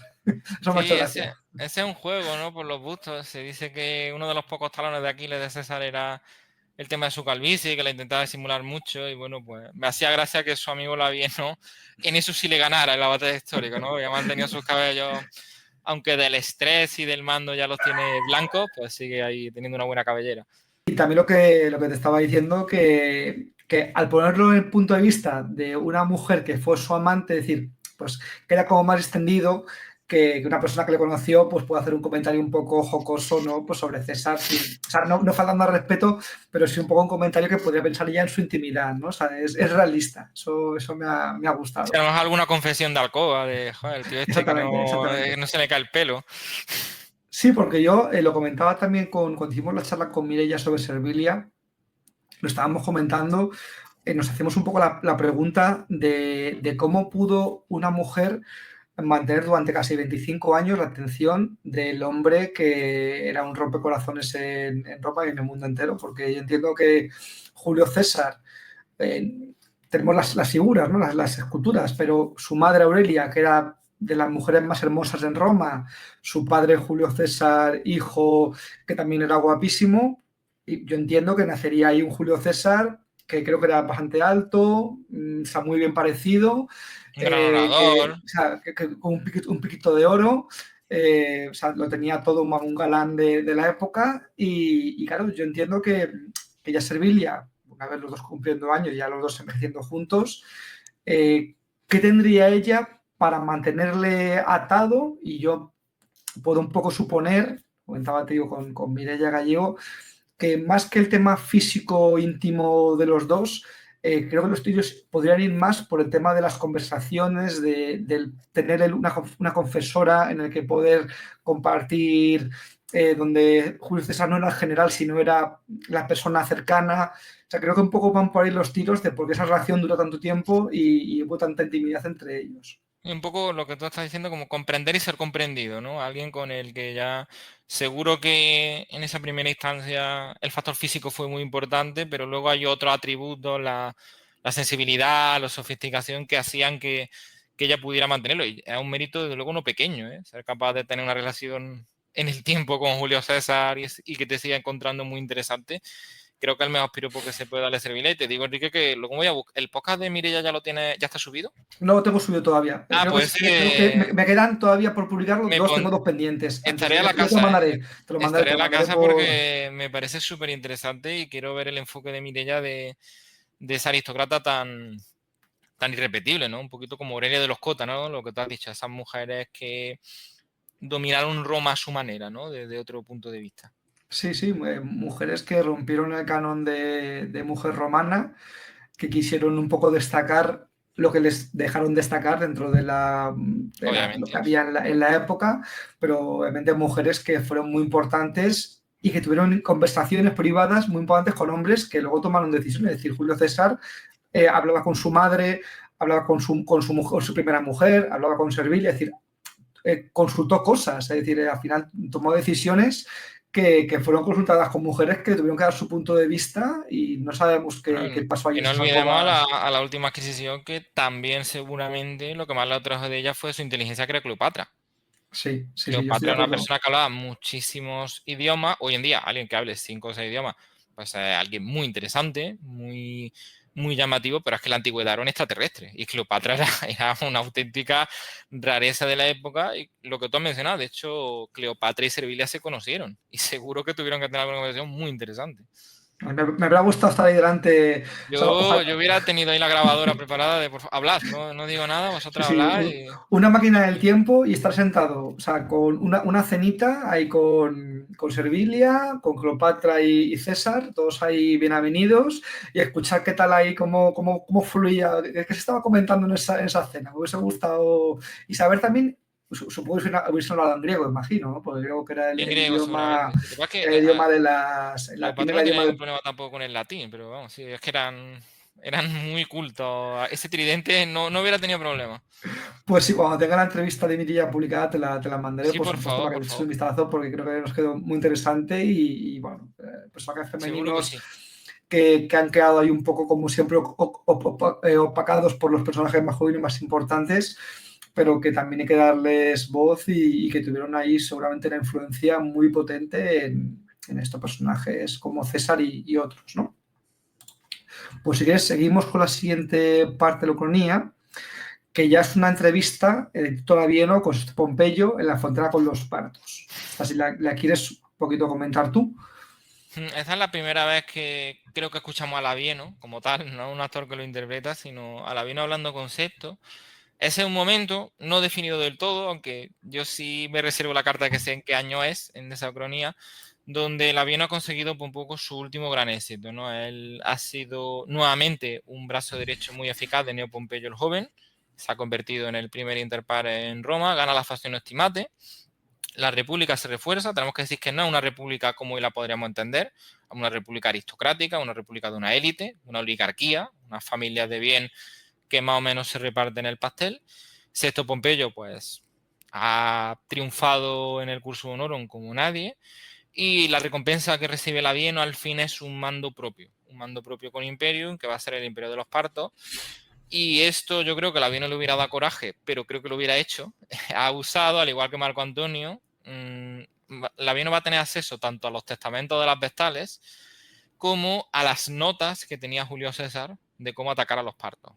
Y las piensa utilizar, llevando a su hijo como uno de los legados destacados, y es como su revancha personal. Va a poder hacer esa campaña con el respaldo de Sexto y Enio Pompeyo, que son los que le aseguran el mando, y bueno, va a empezar por Armenia y va a ser una batalla, y digamos que es un Labieno que yo no me lo imaginaba retirado como senador, ni en una villa del campo en el Piceno, sino que incluso se ha planteado como una inmolación de él le va a dar esa victoria a su hijo, es decir, Labieno va a triunfar en la campaña contra los partos, pero se va a inmolar prácticamente en una batalla porque ya se nota viejo, se nota cansado, y él lanza una última carga de caballería y al final que va a recoger los frutos es su hijo Quinto Labieno, ¿no? Que es el que consigue el éxito y luego tendrá un triunfo en Roma. Digamos que es como que él muere como quería, o sea, en un campo de batalla. O sea, yo creo que Labieno además hubiera estado más cómodo allí porque él desde su tribunado de la plebe, que fue espléndido, sobre todo para la causa cesariana, y aunque dicen que no era mal orador, era sobre todo un hombre de acción y creo que ya después de la Galia, después de Hispania, después de haber estado en Grecia con Pompeyo,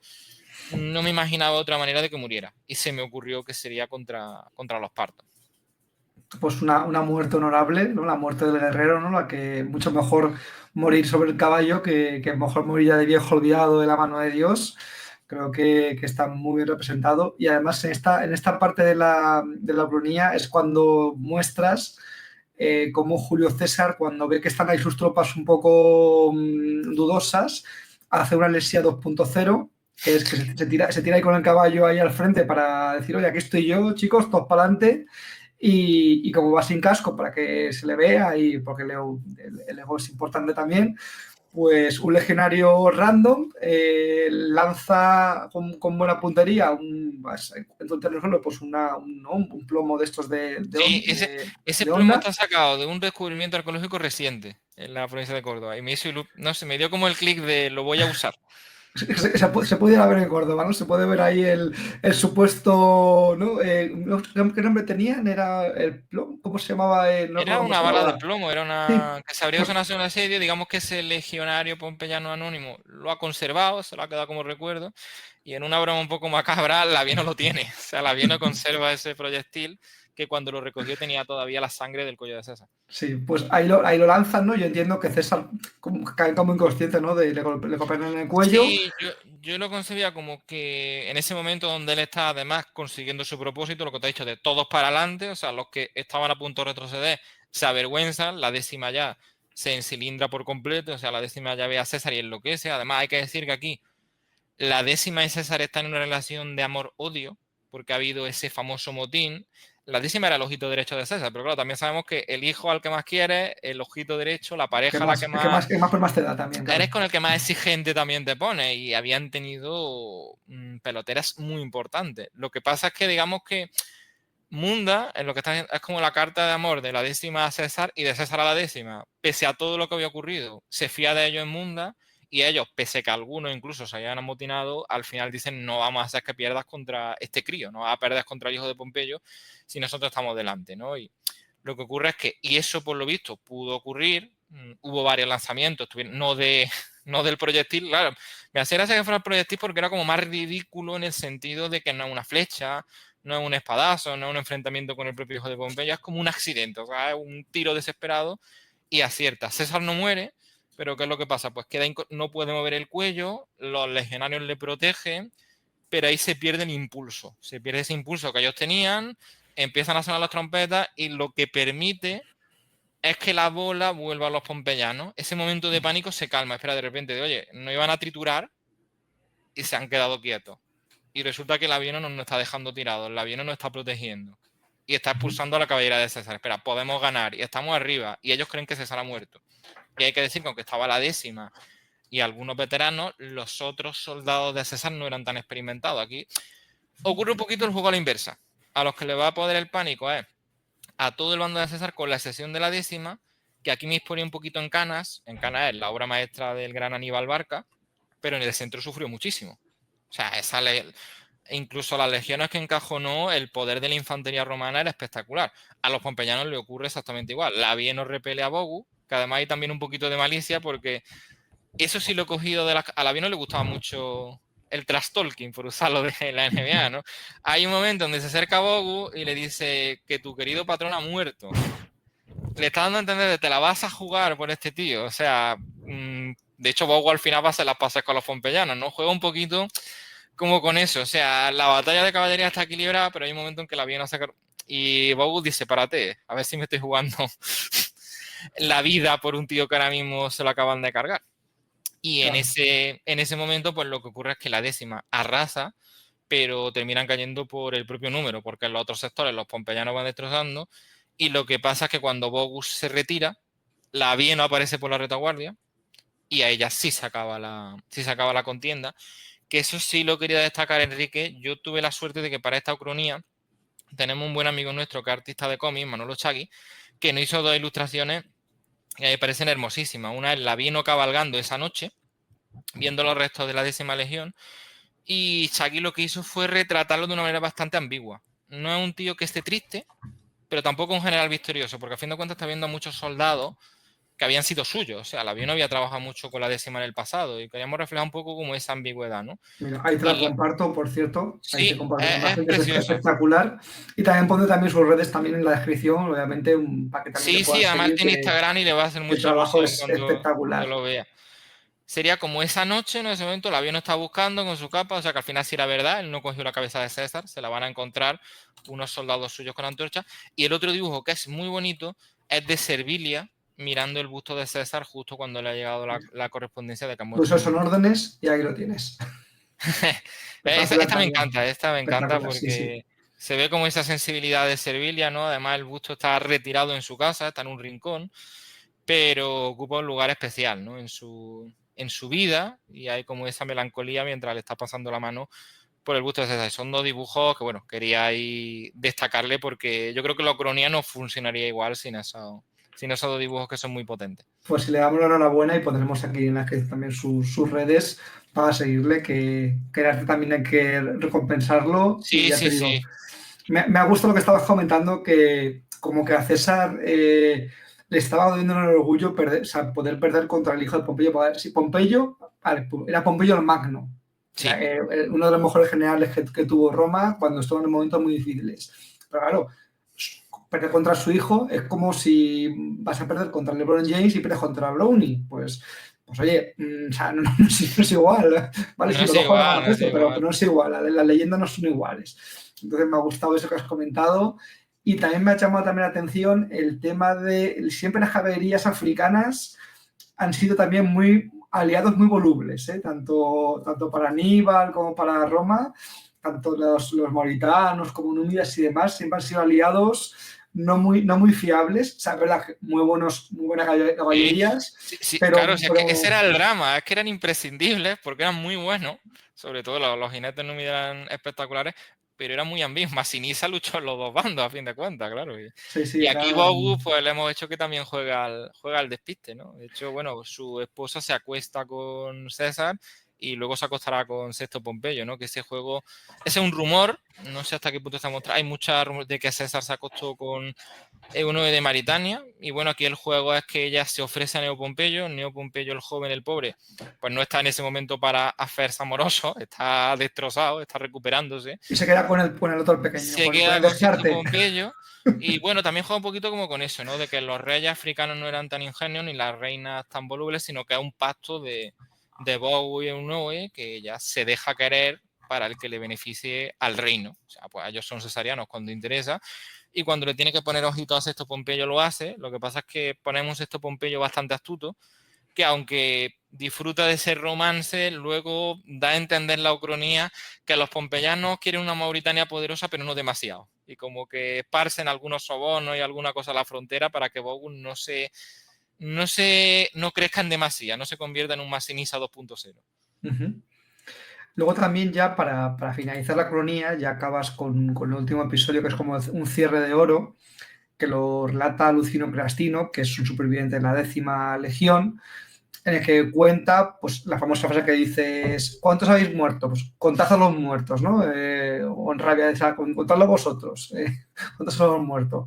Y aquí, claro, aquí un poco explicas pues, ¿no? el paso de esta legión que estuvo por la Galia, en Grecia, Egipto, Britania, España, que fueron, vamos, por todo el mundo conocido de la época, y que quedaron sorprendidos por el impacto de la caballería de Labieno y también por la falta del apoyo de la caballería propia de los mauritanos. Es decir, se Claro, que ven había un pasado con los poco, mauritanos, claro, claro. se ven, o sea, no apoyados y encima la caballería enemiga va a tope y bueno, tampoco terminan de rendirse, no hay, no hay una rendición propiamente dicha, sino que al final el combate se larga ya hasta la noche, es Sí, hasta la tarde de la noche. una cosa muy de locos, pero sí finalmente a los que quedan les acaban perdonando, es decir, es bueno, ya, pues, ya se acabó el conflicto, habéis sobrevivido, ¿no? Y en un acto honroso, ¿no?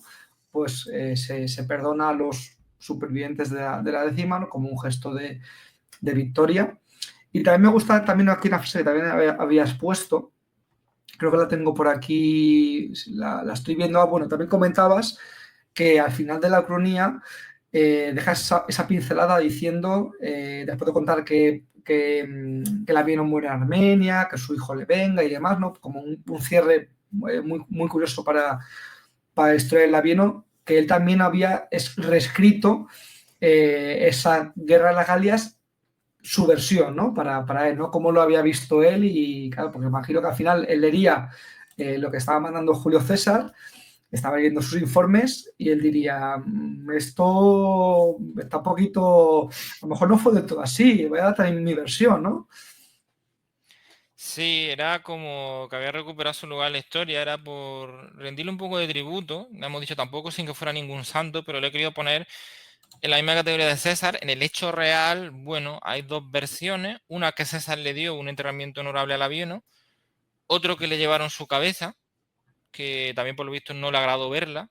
Y no son incompatibles, puede que le cortaran la cabeza, que es lo que pasa con César cuando lo vieron los soldados, era como el gran enemigo del otro bando, y que el vencedor tenga pues, como ese rastro honorable. Eso sí, un rastro honorable después de una batalla, lo que tuve en contar, que pues esta versión de Munda pues es tan bestia como la anterior, es una auténtica carnicería, pero sí quería darle ese punto a Labieno de que, bueno, cuando veía ese puñado de supervivientes de la 10ª, que seguro que alguno de ellos era conocido suyo, pues tiene esa magnanimidad y es lo único a los que perdona, ¿no? O sea, creo que el propio César lo había hecho. A mí me gusta pensar esa versión que fue cierta, que enterró a Labieno con honores, y aquí ocurre un poco parecido. O sea, de alguna manera, pese a todo el odio y lo que ha disfrutado con esa victoria, que incluso se guarda el proyectil con la sangre de César, porque es como el momento donde su suerte cambia, es decir, el Labieno de esa realidad tiene ese golpe de suerte, pues no deja de reconocerle algunas cosas.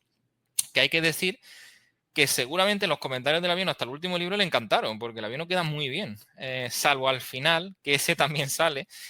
César tenía un secretario para todo, que era Aulo Hircio, un hombre muy metódico, un gran hombre de despacho, que César confiaba tanto en él que le dejó escribir el último libro de la Galia. O sea, estaba tan seguro de su lealtad y de y de cómo veneraba el nombre de César, que lo dejaba en buenas manos, ¿no? Y Ircio fue el que ya se encargó de esparcir muchos rumores y muchos trapos sucios de Labieno, ¿no? Y aquí no se dice exactamente el qué, pero en el desfile triunfal Labieno tiene a Ircio y lo que cuentan incluso los veteranos pompeyanos es que era mejor no contar lo que le había pasado, ¿no? O sea que en este Labieno tiene rasgos honorables y también tiene rasgos muy crueles en esta historia. Probablemente como ellos mismos eran, o sea, eran unas personalidades, tú lo describías perfectamente, Enrique, pues Décimo Bruto, Marco Antonio, son gente muy fascinante, pero que tenían una capacidad de la crueldad pocas veces vista.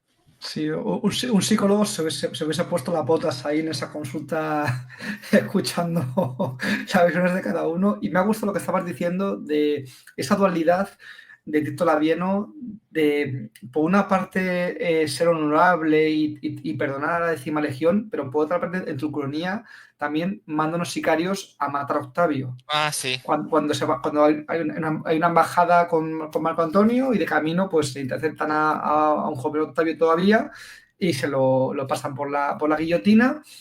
Entonces, claro, no sé si eso tiene, o sea, qué sentido tiene realmente que lo mate Labieno, porque quizás realmente el futuro enemigo, al final la guerra fue entre Octavio y Marco Antonio cuando ya no estaba César.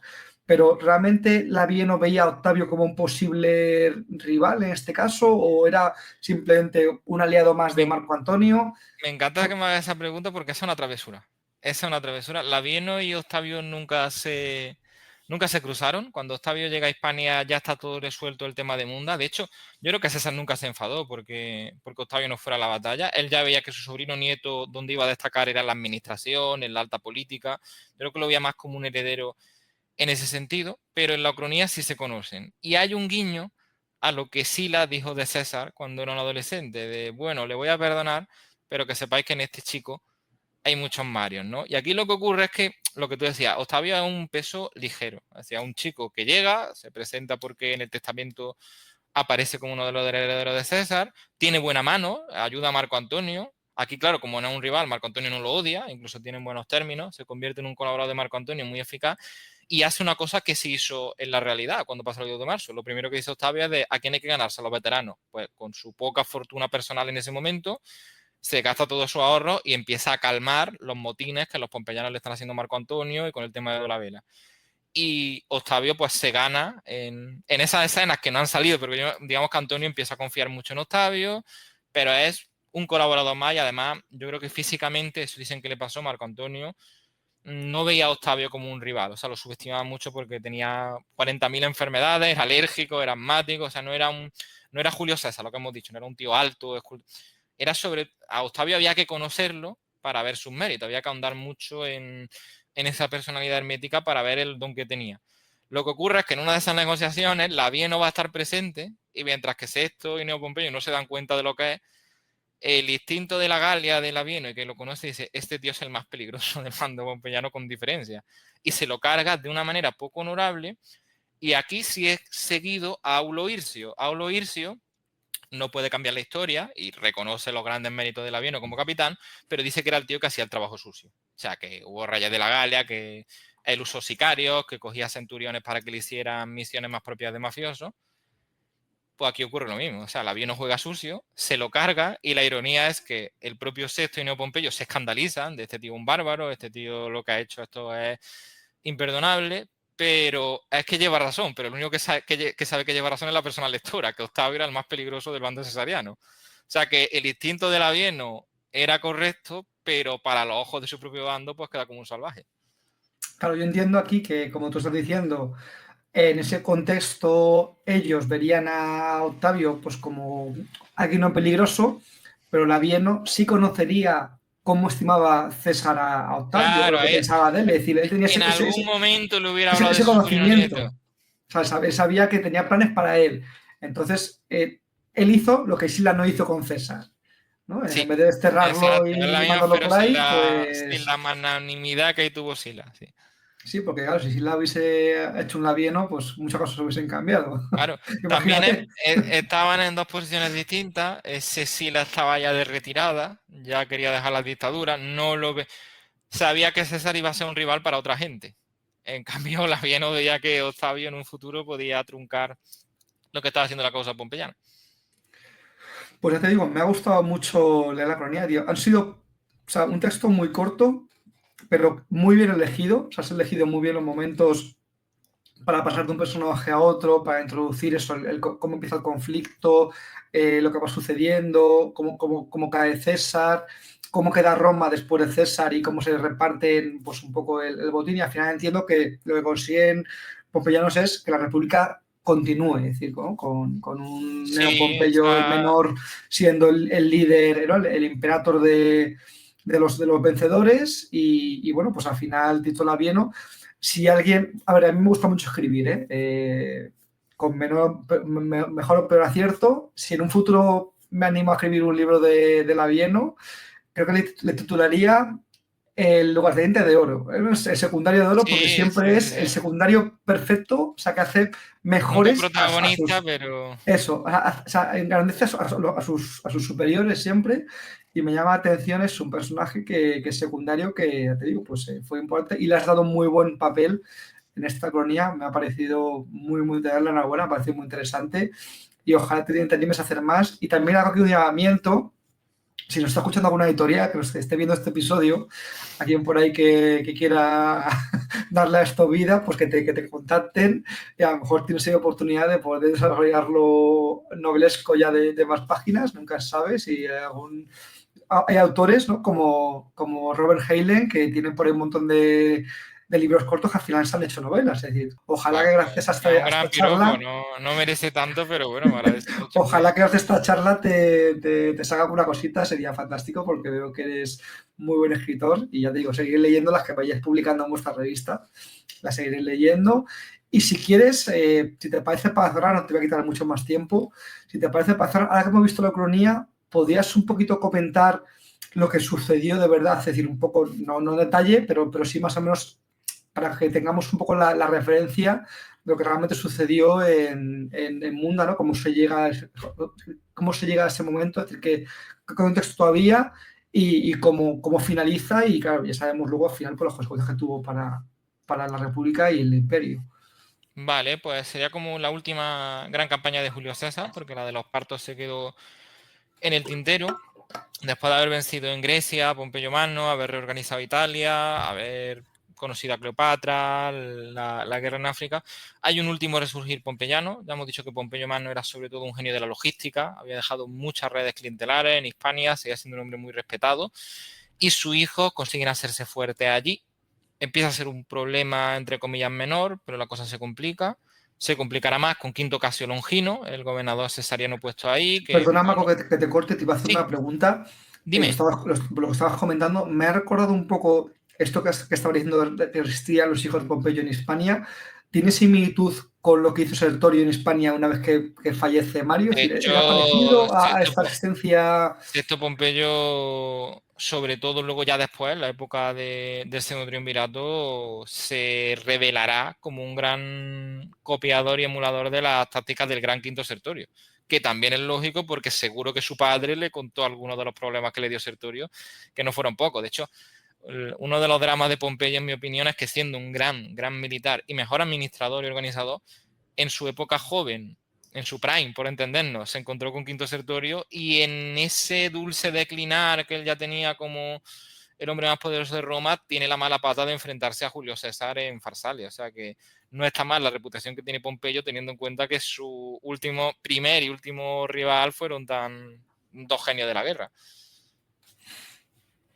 Sí, perdón, que te Y acuerdas que quería un poco no, para nada, tener para esa nada. duda que me ha surgido. Justamente te está escuchando hablar, me ha surgido un poco, me ha venido a la mente, ¿no? Ese recuerdo de que Hispania era como la Roma secundaria para volver a resurgir, ¿no? Cuando los habían perdido, pintaban ahí Sí, como era un explotar. núcleo de muy buenos soldados, de esclavos, de las minas, de recursos, o sea, era una cantera, vamos, ya lo había sido en la Segunda Guerra Púnica. Yo creo que los romanos se dan cuenta de que un territorio que tienen que tener, pese a que costó sangre y fuego, porque ahí era una cantera bestial para su ejército. Y aquí volvemos a lo que muchos lugartenientes Pompeyo habían barajado, ¿no? Con que estuvo muy bien organizado todo el tema de Grecia, que la frase de César era verdad, ¿no? De voy a derrotar a un gran ejército sin general en Hispania y luego voy a derrotar a un gran general sin ejército en Grecia, ¿no? Es una butad, eso es una exageración, pero no iba mal tirado, porque yo creo que si Pompeyo hubiera estado en Hispania, hubiera sido una guerra distinta, porque ahí tenía sus mejores legiones y César barre a Frenio y a Petrillo, que eran dos muy buenos lugartenientes, pero claro, no consiguieron vencer ahí a César, y ahora como que los pompeyanos resucitan ese plan y se hacen muy fuertes en Hispania, levantan 13 legiones, pues lo que decía Enrique, muy irregulares, hay de todo, hay gente, hay oportunistas, hay gente que luego se va a cambiar de bando, hay desertores, pero hay un núcleo muy bueno, de guerreros hispanos, hay también veteranos de Pompeyo. Neo Pompeyo y Sexto se revelan como dignos hijos de su padre y además tienen una ayuda increíble, que es que de África, superviviente de la batalla de Tasso, llega Tito Labieno y empiezan a escuchar mucho los consejos de Tito Labieno.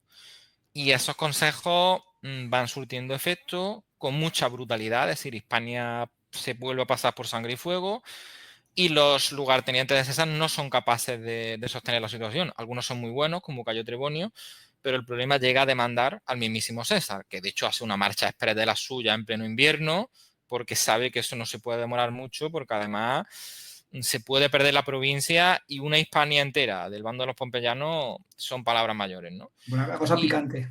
era una cosa muy picante. Y en esa llegada, bueno, pues César vuelve a demostrar su habilidad en el asedio de Ategua, hace un falso ataque a Córdoba para luego atraer a Nuevo Pompeyo donde quiera. Es decir, César mantiene intactas sus capacidades, pero quizá, eso lo hablé precisamente con uno de los editores de la revista, además muy buen amigo y compañero de carrera, Antonio Míguez, que te lo he mencionado antes como uno de los grandes valedores de la cronía. Él decía que en Farsalia se notaba que César estaba como en su plenitud intelectual, ¿no? O sea, como en su momento de máximo esplendor, mientras que Pompeyo quizá estaba en un pequeño declinar, había tenido ya esa etapa más hogareña con Julia, o sea, seguía siendo un grandísimo militar, pero estaba desentrenado, y ahora un César que no está desentrenado, pero está un poquito más cansado después de tantísima guerra y con tensión con sus propios veteranos, ¿no? Así que quiere acabar la guerra cuanto antes. Y aunque tiene varios éxitos muy notables, los consejitos de Labieno y la propia habilidad de los hijos de Pompeyo hacen que sea un invierno muy duro. Y cada vez a César se le ocurre más la necesidad de una batalla espectacular que le permita ganar. Los pompeyanos aceptan, pero poniéndole un reto que él nunca le había exigido a su hombre, que es pelear con el terreno en contra. Los pompeyanos defendiéndose de arriba. Eso, Cayo Mario se hubiese llevado las manos en la cabeza, ¿no? Si hubiese visto Exacto, eso. sí. La famosa frase, si lo que le decían los itálicos, ¿no? Si eres tan buen general, vas a luchar. Y dice, si tú eres tan buen general, consigue que yo vaya a luchar, ¿no? Pues César desobedece a su tío, a su tío político Mario, y se arriesga a una batalla que es muy dura, que dura muchísimas horas, que está bastante igualada. Aquí lo que hemos dicho, las 13 legiones de los pompeyanos se revelan como un hueso muy duro de roer. Se han estado fogueando a fuego lento esos meses contra los lugartenientes cesarianos. César, a diferencia de otras batallas, tiene ventaja de caballería. Según la mayoría de las fuentes, aunque hay alguna contradicción, probablemente mauritana del rey Bogu, y está sobre todo Labieno con la mosca detrás de la oreja de que esa caballería en algún momento va a aparecer. O sea, ese va a ser el gran riesgo, junto con la estrella de la función, que es la décima. La décima va a estar a la derecha, y todo el mundo sabe que ese es el Panzer con el que va a ser muy difícil lidiar, pero que si consigue sortear ese peligro, la cosa se iguala porque César tiene menos hombres y los demás no son la décima, son buenos soldados, pero no es ese gran riesgo. Ahí puede que termine ganando la batalla. Ese equilibrio va decantándose por los pompeyanos. Aquí llega una cosa que algunos historiadores y historiadoras piensan que puede ser una exageración, una licencia poética, lo que Enrique ha contado antes, de César sale con el escudo, se quita el casco, se presenta. A mí no me parece tan descabellado, iba en su carácter, además era un tío valiente, había ganado la corona cívica, es decir, César era un general que, igual que Aníbal, en algún momento de su carrera, no se veía la necesidad de ir a primera línea, pero si tenía que ir no era por ningún problema. Eso también lo refleja muy Posteguillo en sus novelas, ¿no? De los soldados de Aníbal saben que no es ningún cobarde, simplemente que hay que preservar al cerebro de la operación y cuando toca estar como en Sama, el tío va a luchar sin ningún problema. Sí, Pues además, César si esa carta la ha usado más veces y le ha funcionado, ¿por qué no usarla cuando se porque encuentra en una situación comprometida? Si esa carta le ha funcionado otras veces, pues ¿por qué no sacarla ahí a relucir? justo eso. Y ahí como que tras unos momentos de pánico, donde se supone que le caen varias proyectiles a César y corre en riesgo su vida, los cesarianos se reagrupan, empiezan a llevar la iniciativa, pero digamos que la batalla está ni mucho menos decidida. De hecho, las fuentes cesarianas admiten 1000 muertos. 1000 muertos en las fuentes cesarianas es muchísimo. O sea, es mucho, mucho, y seguramente la cifra probablemente fue mayor. Y lo que ocurre aquí es ese momento donde la caballería de Bow efectivamente empieza a aparecer, va a atacar la retaguardia de los pompeyanos. Neo Pompeyo y Labieno se dan cuenta, Labieno con ese instinto de veterano de la Galia toma una decisión que es lo que hemos dicho que, por ejemplo, el propio Napoleón elogiaba de vamos a ir a repeler la caballería, pero voy también a reforzar con unas cortes esa parte. Ya Labieno había aprendido la lección de Farsalia, a las malas, o sea, Labieno había sido el bando más derrotado de Farsalia. Además, para su orgullo de comandante de caballería tuvo que ser durísimo el truco que le hizo César de poner a esas cortes en formación oblicua y convertir a su caballería en un impedimento. Y Labieno ha aprendido la lección y no quiere que sea una batalla de caballería. Aquí viene la gran confusión, que las fuentes cesarianas yo creo que no son del todo claras, son incluso caóticas. Hay que decir que a nivel literario los comentarios de la Guerra de la Gala están aquí.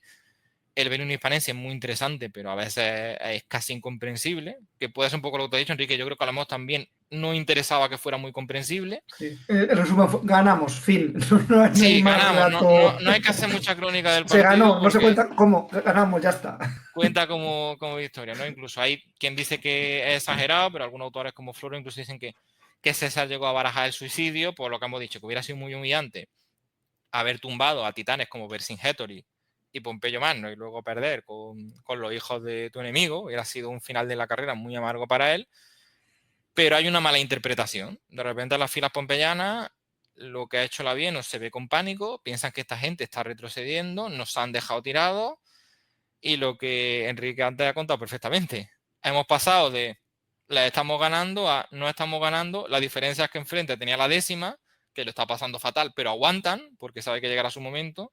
La décima va que es su momento y a partir de ahí es un destrozo. Y esto siempre se ha dicho, en la antigüedad la mayoría de las bajas eran retiradas. Si hasta ese momento la batalla había estado muy igualada y seguramente los pompeyanos habían matado a más cesarianos que habían perdido de ellos, pero ahí la guerra se convierte en una masacre. Y un reflejo de ese instante de pánico es que luego en la propia ciudad de Munda los pompeyanos se rinden y aprovechando esa falsa rendición vuelven a atacar a las guarniciones cesarianas. Es decir, que el espíritu combativo estaba muy alto. Lo que pasa es que ceden a ese momento de miedo, que es muy comprensible, con el que se puede empatizar, de oye, nos han dejado tirados, uno de nuestros capitanes se está yendo, mi propio general, que es Neo Pompeyo, queda herido, pero claro, el juego, Enrique, aquí es que en la Ucronía, si te fijas, lo de Pompeyo se ve como algo heroico. Nuestro general está luchando con la pierna rota, cómo nos está ayudando, estamos aguantando, a César lo han matado. Pues aquí se convierte al revés. Labieno se ha ido, creemos que se ha retirado, César está liderando a su tropa y la 10ª legión se nos viene encima y encima nuestro general que está combatiendo en nuestro pie, a pie con nosotros, lo han herido y no sabemos si está muerto. Luego Neo Pompeyo sobrevivió, se fugó y tuvo una muerte, la verdad que indigna del valor que había demostrado. Fue muerto ahí un poquito a traición, ya en persecución, digamos que le pasó un poco como su padre, ¿no? Yo creo que lo hubiera preferido morir en la propia Munda, pero bueno, refleja un poquito lo que hemos dicho, que hasta después de ese palazo, como que los pompeyanos seguían teniendo, yo creo que en Mundas ceden a ese pánico, se dejan llevar y pierden una batalla que tenían igualada e incluso a lo mejor podía haber sido una victoria no definitiva, pero hubieran podido hacer que César se retirara. Bueno, esa es la versión resumida de ese enfrentamiento. Claro, aquí un poco lo que me estás contando, entiendo que en este tipo de conflictos, los que hay infinidad de tropas, estás ahí, o sea, tú estás ahí peleando con la legión, estás a lo mejor ahí en cuarta fila, oye, todo el jaleo, todo el ruido, no sé qué está pasando, estamos ganando, estamos perdiendo, o sea, claro, Eso es. me estás ahí medio entre a ver qué pasa, no estás delante del todo, y al final todo es impresiones. Es decir, si tú ves que los que están atrás empiezan ya a recular, uno pega un grito, otro corre, y al final sabes si quien pueda, y es cuando tú dices que cuando se hace la masacre, es decir, cuando ya todos pliegan, pues ahí ya eso ya es una carnicería. Y además me llama la atención que en muchas batallas de esta época antigua, vamos a decir 9 de cada 10, seguro, al final había victoria por temas de caballería. Es decir, esto, por ejemplo, Aníbal lo usó fantásticamente porque su padre El gran Amílcar, maestro en eso, sí. cuando Amílcar, que fue creo que de los primeros cartagineses que usó ahí en El caballería rayo. en Sicilia exactamente, y ahí yo me leí libros de Juan Lava Galán, de yo Aníbal, y un fragmento es Aníbal todavía joven y su padre le dice que aprenda a usar la caballería en campo abierto, que si lo sabe utilizar va a ganar 9 cada 10 veces. Y efectivamente, cuando la caballería se utiliza bien, es fácil mover las tropas, se desmatan las de atrás, todos corren, todos huyen y ahí ya pues la batalla se acaba. Es decir, que prácticamente lo que sucedió en Canas. En Canas es en la parte frontal los romanos estaban dándoles una paliza brutal a los cartagineses, ahí como tú has dicho, pero como al final envuelven la caballería a las tropas, los de atrás tiran a correr y ahí ya pues la desbandada y eso es a ver si quien pueda. Entonces, las caballerías en esta época eran muy determinantes, A muy mí potentes. es que me la has puesto votando, no me resisto a recordar otra cosa. Creo que es las Legiones Malditas, cuando está evacuando Italia y Aníbal está con Harbal viendo el de este y Aníbal dice, los vamos a echar mucho de menos. Y él dice, bueno, podemos reclutar más soldados en África porque no puede embarcar a todos, ¿no? Y dice Aníbal, no hablo de los hombres, dice, hablo de los caballos. Porque Aníbal se Sí, da cuenta de que va a ir a Sama con inferioridad de caballería. mira, precisamente eso que estás comentando en el libro también de Juan de la Galán, ese fragmento también, ese momento en el que están embarcando, y creo que en el libro comentan que son 2.000 caballos que al final los sacrifican, pues obviamente no se lo van a dejar a los romanos, los tienen que sacrificar, y Aníbal, como tú bien dices, sí que dice, estamos embarcando tropas de muy mala calidad, las que estamos enviando, o sea, vamos a poder coger tropas de mala calidad, pero esta caballería no la vamos a poder reemplazar. Y Era efectivamente, irreemplazable. luego en Zama, la caballería de Escipión es superior a la de Aníbal, y eso también influye, obviamente, pues, en la derrota de Zama. Así que la Sí, bueno, es caballería, clave porque hay un momento que en el centro los veteranos de Aníbal reconducen la situación y hay una maniobra envolvente que si dura un poquito más, a lo mejor sí, sí, hubieran sí. tenido que Hay volver. hecho de menos esos 2.000 caballos o más que sacrificaron allí en las playas de Italia, eso seguramente los echarán de menos. Y En esa proporción tan chula que has dicho, de 9 contra 10, igual que, hombre, ya que le he hecho una ucronía donde lo mato y pierde por tirarle un piropo a Julio César, Farsalia es una de esas notables sesiones donde él demuestra que la caballería puede sobreponerse uno a tener inferioridad de caballería, que es la gran hazaña de Farsalia de los cesarianos, que otra vez lo que hemos hablado de la historia, viene precisamente de un gran éxito de Pompeyo que es Tirraquio, donde se demuestra como un gran organizador que pone a César contra las cuerdas, y otra de esas frases enigmáticas, según algunas fuentes posteriores, pero yo creo que la puedo decir, de lo que me podría haber hecho Pompeyo esta noche si hubiera querido. Que probablemente Pompeyo lo que estaba pensando es, este tío Julio César, y esta retirada puede ser una trampa.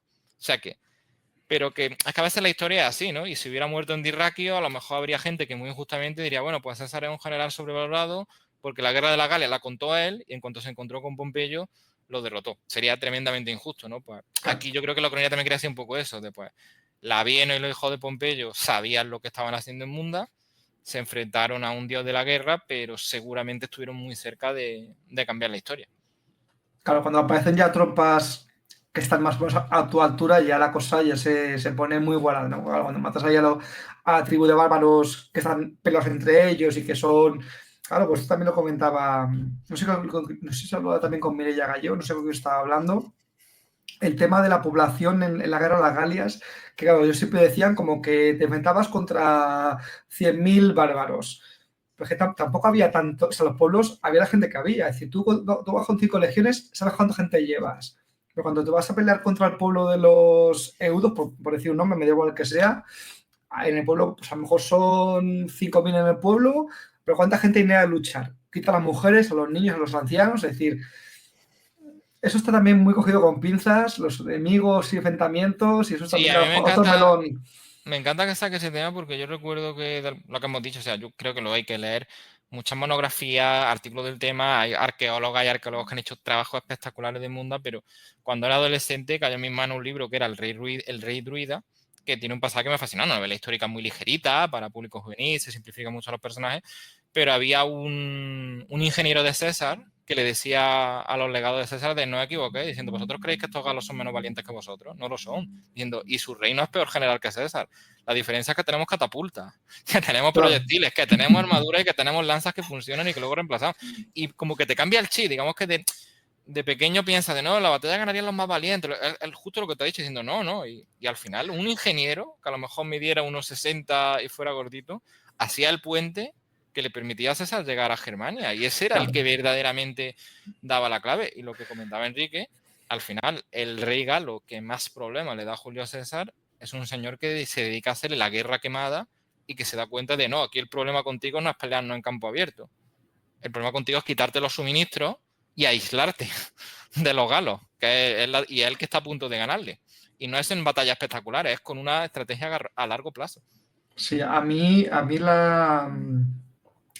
Julio César y las legiones en la Galia me recuerdan un poco a la Wehrmacht alemana en el año 39 contra los franceses que todavía tenían las tropas de la Primera Guerra Mundial. ¿No? O sea, es decir, es lo mejor que había en esa época contra una tribu de, bueno, a decir que eran estos, pero es decir, es que claro, está luchando contra la mejor tropa que había en esa época, contra unos soldados que guerreaban entre ellos, que combatían cuando tal. Entonces, claro, es muy difícil vencer al ritmo de Zumosol cuando tú pues no tienes ahí los recursos. Entonces, pero bueno, es la Sí, historia de de la hecho, historia. exacto, sí, además, pero los galos además demostraron una gran capacidad de aprendizaje que en los comentarios se nota. César, la aparición de Vercingetorix es muy curiosa. Ese tío que había sido auxiliar de su caballería, que no apareció en ningún libro y de repente se sabe todo lo de su ruta y tal, ese hombre había sido muy listo. Ese era un averno que se había dado cuenta de aquí que está fallando, que estamos todos peleados,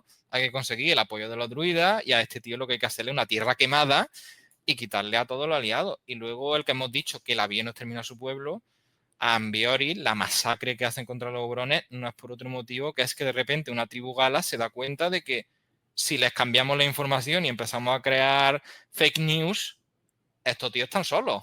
Décimo Bruto está a lo mejor en el territorio de los belgas, Tito Lavie no está en Aquitania y se piensan que está todo bien. Si conseguimos que no les lleguen los mensajitos y les damos información falsa, los matamos a todos. Por eso esa represalia tan bestial. Y César cuenta con pánico cuando ve que los galos están empezando a fabricar sus primeras catapultas, de cuidado cómo se pongan al día, porque ahí la cosa se equilibra. Es lo que querían las batallas que tú has dicho, Enrique, de muchos tíos valientes lanzándose sin camisa a que los pilus lo ensarten.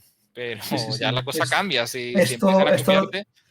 Esto es un melón potente que da para a ver si tenemos oportunidad, pues si te animas, hacemos un episodio hablando sobre el tema de las Galias, que se puede dividir en muchas. Claro, que las Galias fueron como muchos mini campañas. La gente piensa que fue como conjunto y fueron como casi 10 años en diferentes épocas, es decir, Sí, sí, que da muchísima. para hablar mucho. La verdad es que me encanta charlar contigo, la cronía me ha gustado un montón, ha sido una lectura muy interesante y sobre todo poder comentarla contigo, que me hayas contado cómo le hiciste, por qué le hiciste, cómo fuiste un poco sacando lo que ya había historia real para rehacerla, es decir, eso me ha gustado que me hayas dado un poco esos ejemplos de las fuentes que tú tienes para montar esa historia que, ya te digo, la he visto muy realista y ojalá que podamos tener oportunidad de volver a hablar sobre el mundo antiguo. Y también, ya te dejo ahí, te dejo el pie para hablar de la de Alejandro, que precisamente ayer, hoy estamos a día de octubre, ayer fue 1 de octubre, aniversario de Gaugamela, y ayer con la mujer en casa por la noche cenando vimos la de Alejandro Magno, la de 2005, la película con esta Trinidad de Val Kilmer, Angelina Jolie y Sí, Colin sí. Farrell. Yo tengo la edición de Oliver Stone que gana mucho, ¿eh? El montaje directo de Oliver Stone de esa película gana mucho. Esta me gustaron las batallas, pero hay momentos que se me hacen un poco largos, Es que momentos. sí, te entiendo, pero yo digo, es que fue muy. De hecho, si quiera un día podríamos hablar de esa película, porque cuando uno ve lo que tiene en la cabeza Oliver Stone, gana muchísimo entero, ¿eh? Yo creo que la película no está mal, pero la que tenía en la cabeza y la escena eliminada le dan mucha enjundia. Pues buscaré a ver si Y me la puedo bajar por ahí, por si alguna no te la página que sí, esté sí, ya te comento algún sitio donde la disponible para puedas echarle un encontrar. vistacito, porque sí me gusta ver, digo, sobre todo me estaba fijando mucho en tema de uniformidades, en tema de las ciudades, cuando van a Babilonia es una pasada la ciudad, es una cosa de locos, la ciudad de Babilonia es preciosa y también, pues Alejandría también, cuando Ptolomeo Mayor cuenta un poco la historia. Bueno, hice una entrevista con Ray haciendo historia, no sé si la has visto en YouTube, donde él hace panoplias, él hace una forja en casa, él hace las panoplias Sí, sí, sí. de hoplitas, y me estaba fijando un poco eso, cómo eran los uniformes, qué llevaba cada uno, tal. O sea, ahora me fijo, cuando veo las películas, me fijo en esos detalles que antes no veía, antes solamente veía ahí los 4 golpes. Intento un poco ver más allá, entender a ver que también pues, el arte de las películas. Y bueno, pues si te apetece algún día, pues podemos hacer unos comentarios de esta versión alternativa de Oliver Stone, que a lo mejor no le dejaron hacer la versión comercial y él tuvo que hacer su versión Redux ahí, ¿no? para Te digo, sacar... yo sin ser ningún experto, me encanta esa película, me apasiona Alejandro Magno, nos lo pasamos muy bien montando la Ucronía de Cariátide y cuando a ti te apetezca hablamos y Pues sí, sí, va a ser podemos, un podemos placer hablar comentarla, contigo de podemos eso. comentarla porque te digo, el tema de Alejandro o sea, no lo controlo mucho, sí que es verdad que hace poco el mundo griego me está llamando la atención porque obviamente por los romanos, si romanos se enamoraron de la cultura griega, por algo fue. O sea, algo Sin tuvieron que duda. ver bueno para copiarles la fusilada que le pegaron a todo, a idioma, a todo arte, o sea, y también me gustaría un poco profundizar más en eso, la cultura de griega, helénica, macedónica, Egipto, tal, toda esa zona me llama mucho la atención, pero bueno, poco a poco, llevamos 2 meses, como que dices, estamos en el episodio 18, vamos a ir aprendiendo sobre la marcha. Pues, si me permite, Enrique, una última cosilla. Sí, sí, claro, por Antes supuesto. de despedirnos, nada, recordar un poquito lo que hemos hablado, ya que nosotros venimos de Córdoba para recomendar la revista Cariátide, que no solamente por el tema de historia, hay muchas cuestiones artísticas, de cultura pop, de cómics, entrevistamos a pintoras, a periodistas, yo creo que es una revista que pueden encontrar online gratis, luego el formato físico también, si habláis con nosotros, podemos intentar mandar un ejemplar. Recordar 2 libros de aquí. Hay muchísima producción sobre Munda, pero uno es Julio César y Cordúa, que fueron unas actas de una reunión que hubo en nuestra facultad, de un congreso que hubo en nuestra facultad hace mucho tiempo, en 2005, pero es un tomazo así. Yo lo he sacado un montón de veces para preparar la cronía y se habla de todo, de la numismática, de lo que hemos dicho, de cómo eran las poblaciones en Hispania, cuáles las redes clientelares, es decir, no solamente la batalla, sino todo lo que se estaba montando en ese tinglado en Hispania. Ha habido mucho avance desde esos años, han pasado 20 años precisamente, pero el libro es muy interesante y tiene investigadores e investigadoras de las regiones internacionales que han trabajado sobre ello. El de nuestra directora María Gago sobre las mujeres en la Bética, que yo creo que si quieres se lo puedo plantear, María, a lo mejor un día venir a charlas contigo porque sabe Me mucho encantaría, por de esa supuesto. realidad y Y si venís además los dos, con los dos ya vamos, ya me corono. pues mañana que presentamos la revista se lo comentaré por si en el futuro le Perfecto, apetece. Yo creo que se lo va a pasar muy bien en tu podcast sería genial. y una realidad tan interesante como era la mujer en Hispania, ¿no? En el Alto Imperio. Y por supuesto la magnífica Despertaferro, ¿no? Despertaferro, que a mí es que esa revista me encanta. Y el tema de Munda, pues le han dedicado un número entero para ella. O sea, hasta ese punto de esa batalla fantástica y decirte pues eso, que voy a estar muy interesado del de Servilia, me voy a tener a la casa de ese podcast, voy a poner la campanita para que me avise y que he estado muy cómodo, que muchas gracias por invitarme y por este rato tan bueno, espero que a la gente le haya resultado entretenido.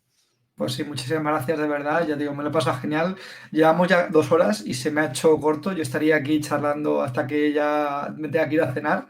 La verdad es que a veces se hacen cortas las charlas. He aprendido un montón de cosas contigo que no conocía sobre la batalla de Munda y también un poco el rebufo de Farsalia, que fueron tan importantes en la época antigua. Y lo dicho, esta es tu segunda casa. Siempre que quieras, espero que te digo, puedes tenerte aquí más veces hablando de mujeres en Hispania, hablando de la Ucronía de Alejandro, hablando de básquet de los 90, de lo que queramos, que siempre está bien sacar cositas, que tenemos muchas cosas en común. Ya te digo, he disfrutado mucho de conocerte, me ha parecido muy, muy guay todo lo que me has comentado. Y lo dicho, dejaré por debajo, como hemos dicho antes, las descripciones de tanto en YouTube como en podcast en audio. Dejaré los enlaces a vuestra revista, a tus redes sociales también, también Sí, a la y del compañero también a nuestro ilustrador. artista Manolo Sí, Chagui, sí, sí, sí, sí. No, no, no, no, no, no nos equivoquemos. No los nos seguidores y las equivoquemos seguidoras de que tu podcast cuando vean esos ahí dibujos tenemos aquí van a la imagen alucinar. de la vino con la melena, con el pelo, la villa del calvo de Calvo Tirano. Comentabas en la cronía, que me ha hecho Y mucha gracia. esa Servilia mirando el busto. Eso es, No eso sé cuál me es. gusta, es que me gustan mucho las dos, no podría Sí, quedarme con una sí, sí, ilustración. sí. A mí me gusta también mucho las. Yo también sigo también a más ilustradores. No conocía, hasta que te conocí a ti, no conocía a Sagi. Digo, sigo también a alguno más también que ilustra también sobre época antigua. Y lo dicho, muchísimas gracias, Marco, por dedicarme estas 2 horitas. A ti. Espero que la gente haya disfrutado como yo, que ha quedado muy buen podcast. Y te espero pronto por Record del Imperio, tu segunda casa. Pues muchísimas gracias por todo y te mando un abrazo enorme. Nos vemos pronto.